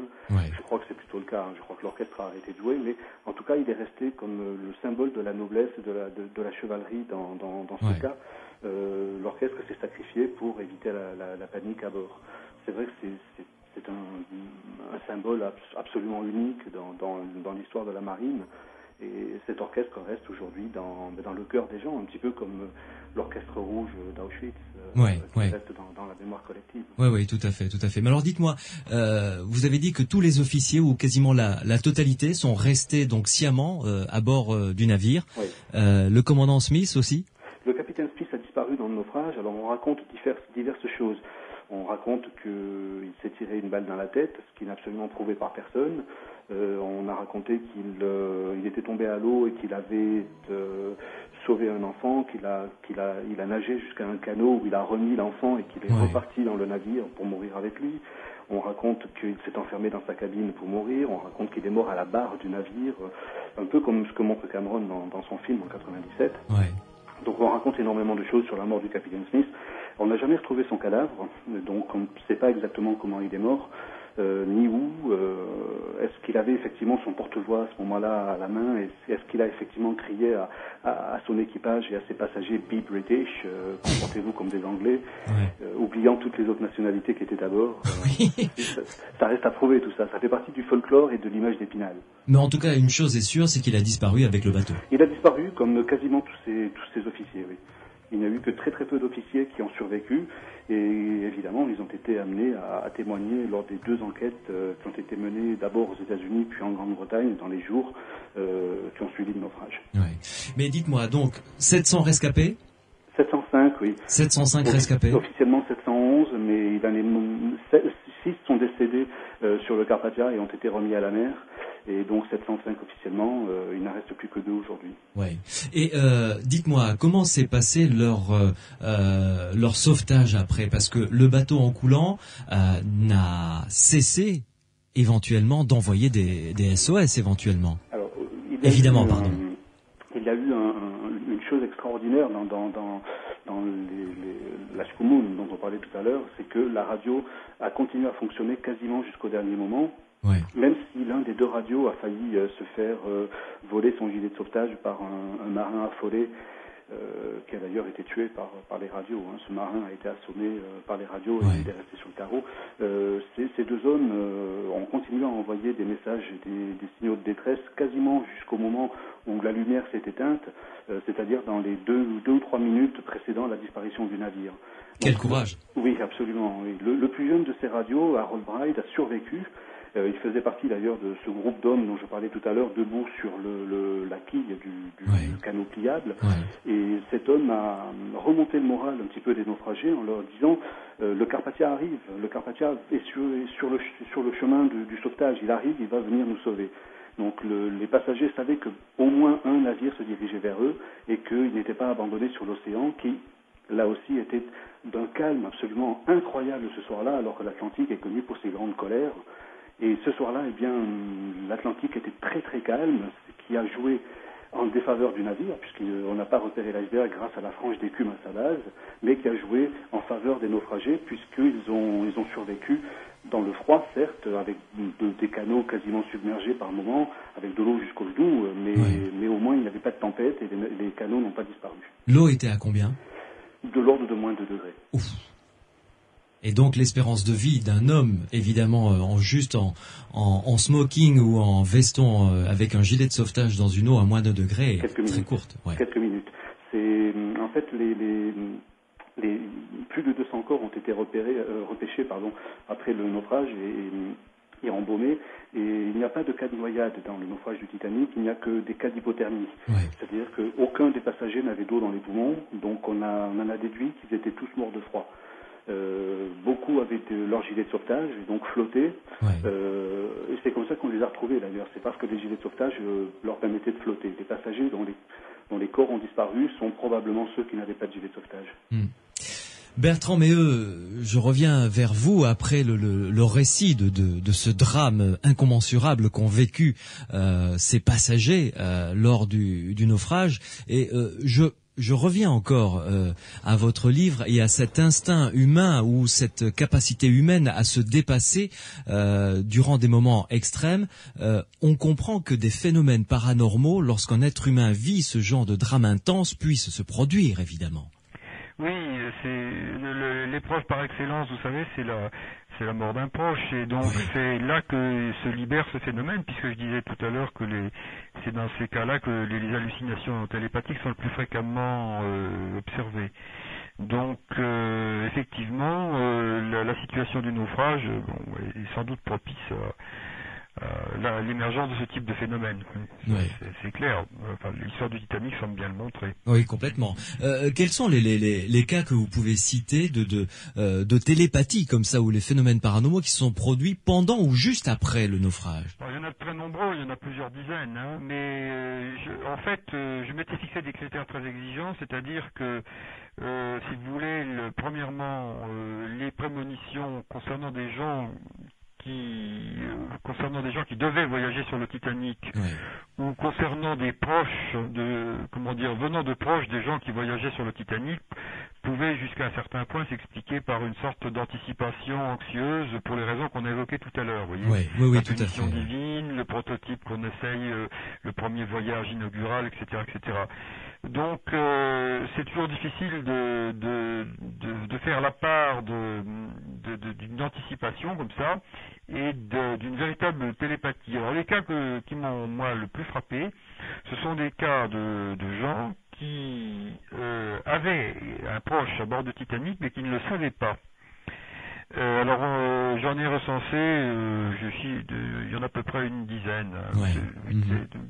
Alors un exemple tout à fait frappant, c'est l'histoire d'une Américaine qui se réveille pendant la nuit donc du naufrage, qui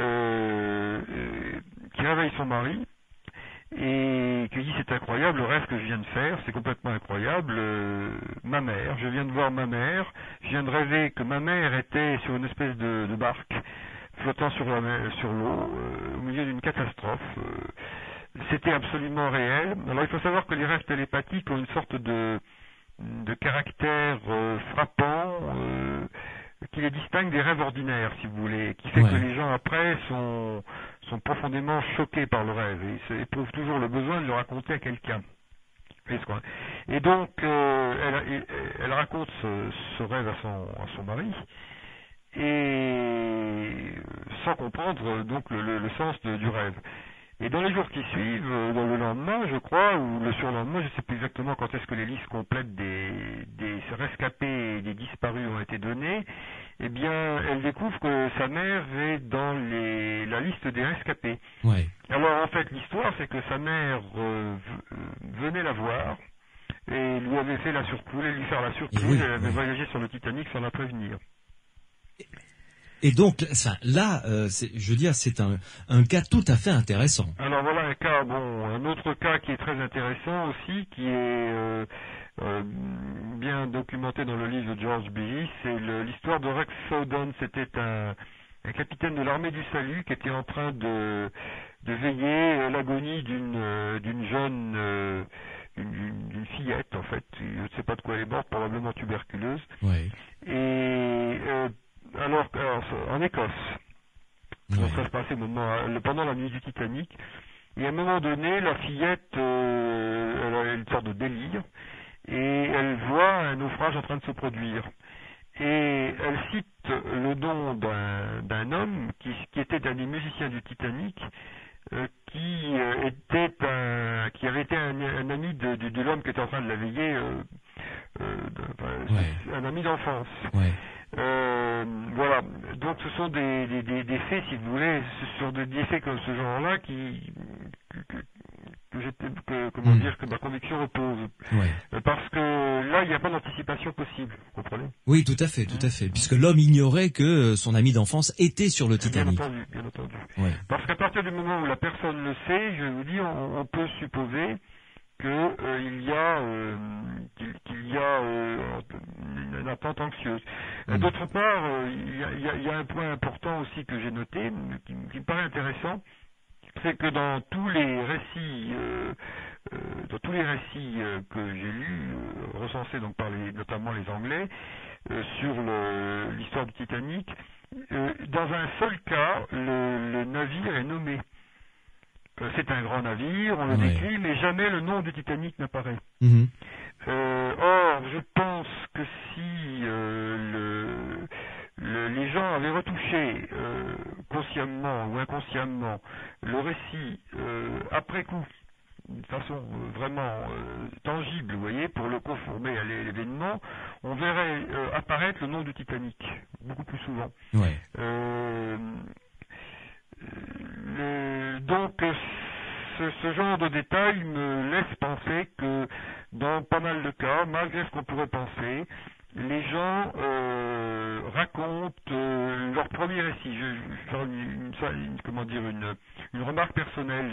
J'ai vécu moi-même un naufrage en 1968. Je le raconte très brièvement au début du livre. Et vous remerciez d'ailleurs la personne qui vous a sauvé. Et donc, on a survécu d'une façon très improbable. On n'avait aucune chance de s'en sortir, en fait. Mais ce que je voulais dire, c'est que lorsqu'aujourd'hui, je pense à ce naufrage qui a eu lieu le 10 juillet 68, donc ça fait beaucoup de temps maintenant, en fait, je me rappelle surtout de mes premiers récits, qui sont à jamais gravés dans ma mémoire, plus que de l'événement lui-même. Vous voyez ? Et je pense donc que c'est comme ça que j'explique le fait que finalement les rêves, tous les récits de rêves, etc., n'ont pas davantage été retouchés après l'événement. C'est que les gens l'ont énormément raconté sur le coup.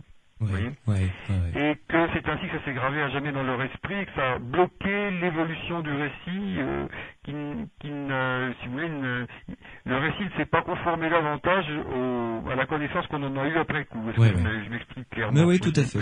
Oui, j'ai bien compris. Mais dites-moi, Olivier Mendes, pour revenir à la fin de cette tragédie, donc un navire arrive, récupère les rescapés. Quand est-ce que, je suppose que ça a dû être une espèce de comment dirais-je, de bombe quand les médias ont appris et diffusé la nouvelle du naufrage du Titanic. Oui, non, on peut dire que les gros titres sont nés avec le naufrage du Titanic, si l'on fait exception du J'accuse de Zola, qui prenait toute la une du journal. Les gros titres sont apparus à ce moment-là. J'ai dans ma collection, par exemple, le Mémorial des Pyrénées du 15 avril 1912. Qui est un journal de Bayonne, je crois, qui publie sur 8 colonnes à la une en lettres de 7 cm de haut, terrifiante catastrophe. C'est la première fois que la presse, effectivement, est confrontée à un tel événement. Malheureusement, elle aura l'occasion de le répéter par la suite. Mais c'est l'apparition des gros titres. Donc lorsque le Carpathia recueille les 700 et quelques survivants du Titanic, le capitaine Rostron, qui n'en croit pas ses yeux, qui ne peut pas croire que le Titanic lui-même est sombré, alors que le Niagara, par exemple, 2 nuits auparavant, a aussi heurté un iceberg dans la région et est arrivé à New York sans encombre. Le Niagara étant un tout petit bateau français de rien du tout, donc il a juste subi une avarie à la coque et il est arrivé par ses propres moyens à New York 2 nuits auparavant. Le Titanic, lui, il est parti par le fond avec la plupart de ses passagers. Rostron a du mal à y croire, donc il va annuler son voyage vers Gibraltar, puisque le Carpathia se rendait de New York à Gibraltar, et il va ramener les survivants à New York sous une pluie battante, et les radios, donc le survivant du Titanic et le radio du Carpathia, Harold Cotham, vont passer leur nuit et leur jour jusqu'au 18 avril à transmettre les listes des survivants. Ils vont évidemment commencer par les premières classes, ensuite ils vont transmettre les secondes classes, et puis accessoirement les troisièmes, quand on comprend leur nom, quand on arrive à déchiffrer un petit peu le nom de ces gens-là qui ne parlent certainement pas anglais.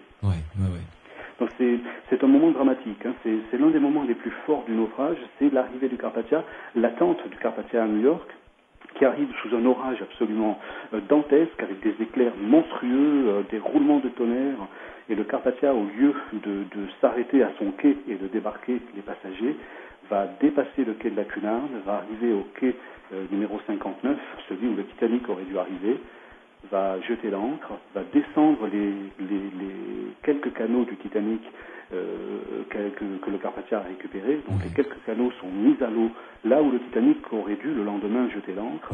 Et puis il va refaire machine arrière et repartir à son propre quai pour descendre d'abord ses passagers, ceux qui étaient à bord officiellement, et puis les survivants qui vont défiler comme une cohorte de fantômes.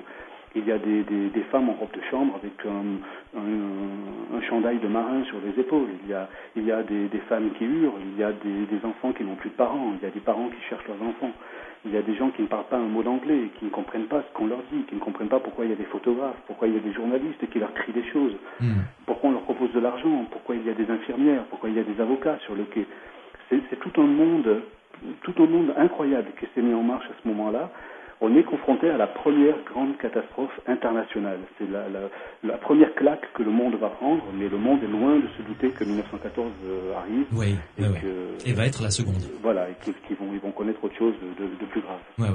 Olivier Mendes et Bertrand Méheux, vous restez avec nous une pause et on se retrouve pour la conclusion de cette émission concernant le drame du Titanic et l'histoire, évidemment, et les phénomènes paranormaux qui en ont découlé. À tout de suite. Les aventuriers de l'étrange sur Sud Radio.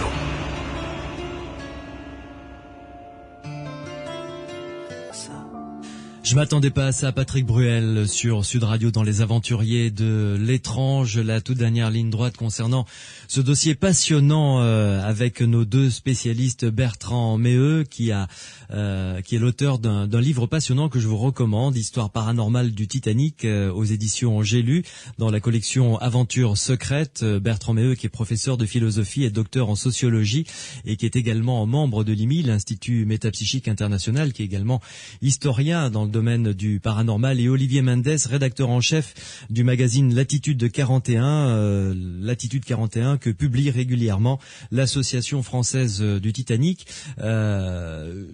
Une question, Bertrand Méheux, parce qu'il faut que l'on revienne au tout début de votre livre concernant le Titanic. Parlez-nous de Morgan Robertson et du roman qu'il a écrit. Alors oui, c'est une de ces prophéties littéraires qui sont les plus troublantes. Donc Robertson est un écrivain maudit qui n'a jamais réussi à percer et qui pourtant était considéré dans le milieu littéraire new-yorkais comme un grand écrivain en réalité. Alors en 1898, il publie une nouvelle assez longue qui s'appelle en anglais Futilité. Qu'on sous-titrera après le naufrage du Titan. Et donc il raconte comment il raconte, si vous voulez, son récit à deux personnages, un navire qui s'appelle le Titan et un marin qui s'appelle Roland. Donc l'histoire commence au départ de New York. Le Titan est le navire le plus révolutionnaire jamais conçu et il va effectuer sa troisième traversée de New York à Southampton. Et donc on a décidé d'essayer de battre le record de vitesse. Le bateau, peu après le départ de New York, coule un petit navire qui se trouve sur sa route, puisque la compagnie a donné l'ordre de foncer, quoi qu'il arrive, de manière à aller le plus vite possible, donc dans le brouillard, la nuit, etc., dans une zone d'iceberg. Et puis le bateau, le Titan va s'éventrer contre un iceberg et il coule en entraînant dans la mort la plus grande partie des passagers. Il manque évidemment à bord une partie des canaux de sauvetage. Alors en fait, si vous voulez, les caractéristiques techniques du bateau, les conditions dans lesquelles le naufrage s'est effectué, le nombre de passagers, etc., présente d'étranges similitudes avec ce qui va arriver. C'est plus que des similitudes, c'est vraiment une sorte de doublon imaginaire, en quelque sorte de la réalité. Yves Lignon, le parapsychologue de Toulouse, s'est donné le mal de recenser méticuleusement notamment les caractéristiques techniques. Alors, ce qu'il faut aussi préciser, c'est que il y a des bizarreries. Par exemple, le bateau qui repêche les quelques canaux de rescapés, il se rend également à Gibraltar. Oui, c'est très curieux, n'est-ce pas? Et donc, il y a aussi des choses très, très curieuses qu'il faut signaler, c'est que Robertson, donc, est un ancien marin tombé dans l'alcoolisme. L'auteur, j'entends, et que le personnage du roman est sa projection biographique en quelque sorte. Hein. Ouais. Et Robertson a comme caractéristique de n'écrire qu'en état de transe. On sait ça par plusieurs enquêtes qui ont été effectuées sur son existence, notamment par le parapsychologue américain Eisenwood. Et donc, c'est une sorte d'écrivain médiumnique, si vous voulez. C'est dans un état de transe analogue qu'il aurait vu le navire sur lequel était écrit le nom, le Titan. Il écrivait sous la dictée d'une sorte d'entité. Lui-même était un adepte du spiritisme, semble-t-il. Ouais. Oui. Et ce roman, ou cette nouvelle, a été publiée quand ? 1898. Voilà. Soit 14 ans avant le naufrage. Oui, ce qui est quand même assez stupéfiant tout de même. Oui. Hein. Alors, si vous voulez, il y a deux niveaux là-dedans. Il y a un premier niveau, j'ai eu toute une discussion avec Yves Lignon sur ce point. Il y a un premier niveau où, selon moi, on ne sort pas de ce qu'on pourrait appeler l'inférence, c'est-à-dire il était quelqu'un qui avait une bonne documentation sur la mer, comme c'était le cas de Robertson, pouvait projeter les caractéristiques du navire futur, se rapprocher de la réalité. Ensuite, il pouvait imaginer que ça se passerait dans la traversée, évidemment, de l'Atlantique Nord, parce que c'était là qu'il y avait le plus grand trafic.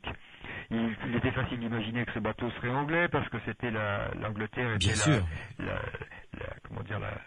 la plus grande nation maritime, à cette époque-là, oui. Le nom, eh bien, comme cette époque-là, la technologie se voulait un défi, en quelque sorte. On voit apparaître effectivement un certain nombre de noms qui sont des divinités mythologiques. Pour heurter un iceberg, il fallait évidemment que ce soit au large de nuit et au large de Terre-Neuve, au printemps. Bref, un certain nombre de traits qui nous apparaissent comme relevant de la précognition seraient en fait tout simplement une inférence, vous voyez, une déduction juste de l'auteur. Maintenant, après une bonne projection, quoi, voilà, une bonne projection. À côté de ça, il y a des détails vraiment très étranges. Si vous voulez, Robertson, par exemple, raconte que à un moment donné, le marin, Roland, il est envoyé sur le nid de pie, vous voyez, parce que je raconte l'histoire très rapidement. Il a été une des rares personnes à voir l'accident au départ, c'est-à-dire lorsque le petit navire a été heurté et a coulé après la collision, vous voyez, après le départ de New York. Donc le capitaine l'appelle dans sa cabine, ainsi que les quelques témoins de l'accident, et leur propose de l'argent comme prix de leur silence. Et Roland, qui est un ancien officier déclassé à la suite d'une histoire d'amour qu'il a rendu alcoolique, il le refuse. Il n'a rien à perdre, il décide de dire la vérité quand il arrivera en Angleterre. Alors, on comprend que la seule parade, c'est de lui donner du whisky, parce que c'est un alcoolique frénétique. Et donc, on lui glisse une bouteille de whisky dans sa poche et on l'envoie sur le nid de pie avec le vigile. Et là, à un moment donné, ils sont en train de discuter du rafraîchissement subit de l'atmosphère qui annonce... on a l'impression de voir la scène du film de Cameron. Ouais. Et puis, à un moment donné, alors qu'on ne voit rien, il a le pressentiment, il sent arriver la masse de l'iceberg. C'est-à-dire que... Là, on est toujours dans le roman, hein? Dans le roman, oui. Oui. C'est-à-dire que l'auteur prête à son héros le type de pressentiment qu'il a lui-même lorsqu'il écrit le roman. Vous voyez, c'est une espèce d'histoire de mise en abîme tout à fait étonnante. Enfin, il y a tout un ensemble de détails comme ça qui, lorsqu'on les rapporte les uns aux autres, forment une trame assez hallucinante. Je veux dire que au début, j'y croyais pas. Vous voyez, quand je me suis plongé dans cette histoire, je me disais que c'était une amplification, peut-être journalistique ou autre. Et puis non, décidément, réellement, c'est vraiment très étrange. Ouais. Vous l'expliquez très bien d'ailleurs dans votre livre. Olivier Mendes, je suppose qu'après un drame aussi gigantesque, la compagnie La White Star n'a pas pu se relever. Alors la White Star effectivement a eu beaucoup de mal à se relever de cette catastrophe. D'abord parce qu'il a fallu qu'elle indemnise les passagers et les membres d'équipage, les familles. Donc financièrement ça a été relativement difficile. J'imagine. Et puis la compagnie a vu la confiance de son public décliner rapidement.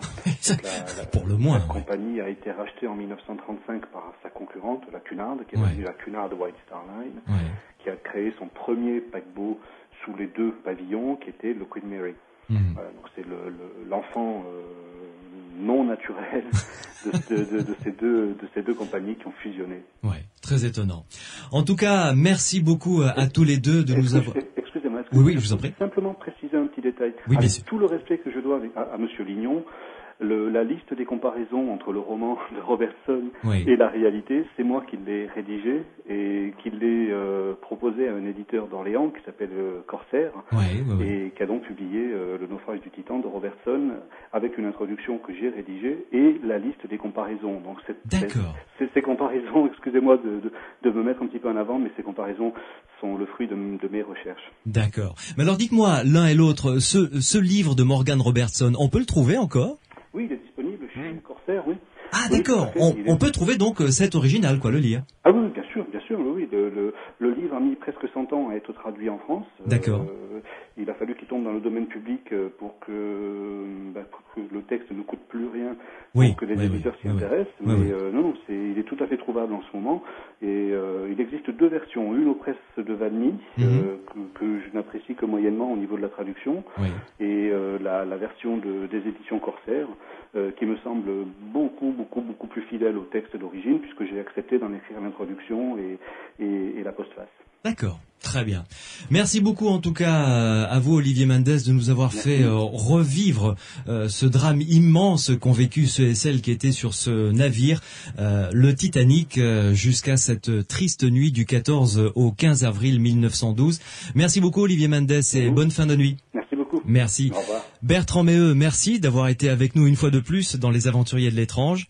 Et puis je recommande vraiment très chaudement à ceux et celles qui nous écoutent ce très beau bouquin dans la collection donc Aventures secrètes aux éditions J'ai lu, Histoire paranormale du Titanic. À très bientôt j'espère dans Les Aventuriers de l'étrange. Merci de m'avoir invité.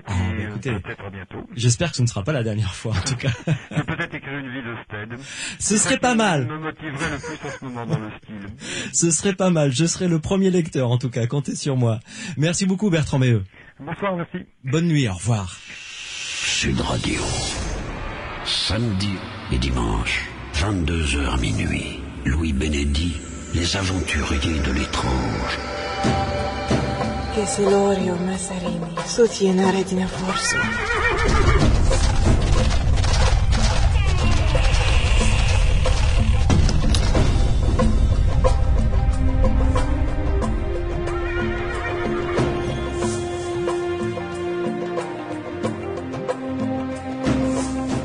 Les aventuriers de l'étrange vont refermer leurs portes et leurs dossiers pour ce soir uniquement, car vous le savez, demain soir, nous allons nous retrouver à nouveau autour d'un autre dossier avec beaucoup d'invités. Le dossier de demain est très particulier puisqu'il s'agira de l'exorcisme et des exorcistes. Nous parlerons de pratiques magiques, du mauvais œil, vous savez, dont on entend beaucoup parler, dont on a entendu beaucoup parler dans nos campagnes. Beaucoup d'invités donc autour de ce micro demain soir à partir de 22h. Bernard Auriol, qui est psychiatre, docteur en médecine, sera en notre compagnie de 22h à minuit avec deux reportages, deux interviews. Un concernant Olivier de Marliave qui a écrit aux éditions Sud-Ouest le dictionnaire de la magie et de la sorcellerie dans nos Pyrénées, un livre absolument passionnant. Il nous parlera donc de ce qu'il a recueilli comme histoire dans nos Pyrénées et nous aurons également le témoignage de Dominique Camus, ethnologue qui durant 30 ans et encore de nos jours, suit les désenvoûteurs, les envoûteurs et les a suivi quelques cas pas à pas au quotidien durant plusieurs années. Il viendra nous faire part de ses conclusions. Évidemment, vous êtes les bienvenus dans le cadre de cette émission. Si vous pensez avoir été victime d'un sort, d'un jeteur de sort, vous pouvez venir évidemment nous apporter votre témoignage, nous dire comment vous l'avez vécu, si vous le vivez encore. Notre répondeur est à votre disposition, le 0826 300 300, 0826 300 300. Merci à Grégory qui signe la réalisation de cette émission, Cyril qui était au standard et Pierre Mathias qui m'a épaulé pour la construction de cette émission. Je vous souhaite une excellente nuit. Rendez-vous demain. Nous parlerons d'exorcisme dans Les Aventuriers de l'étrange sur Sud Radio. Passez une bonne nuit.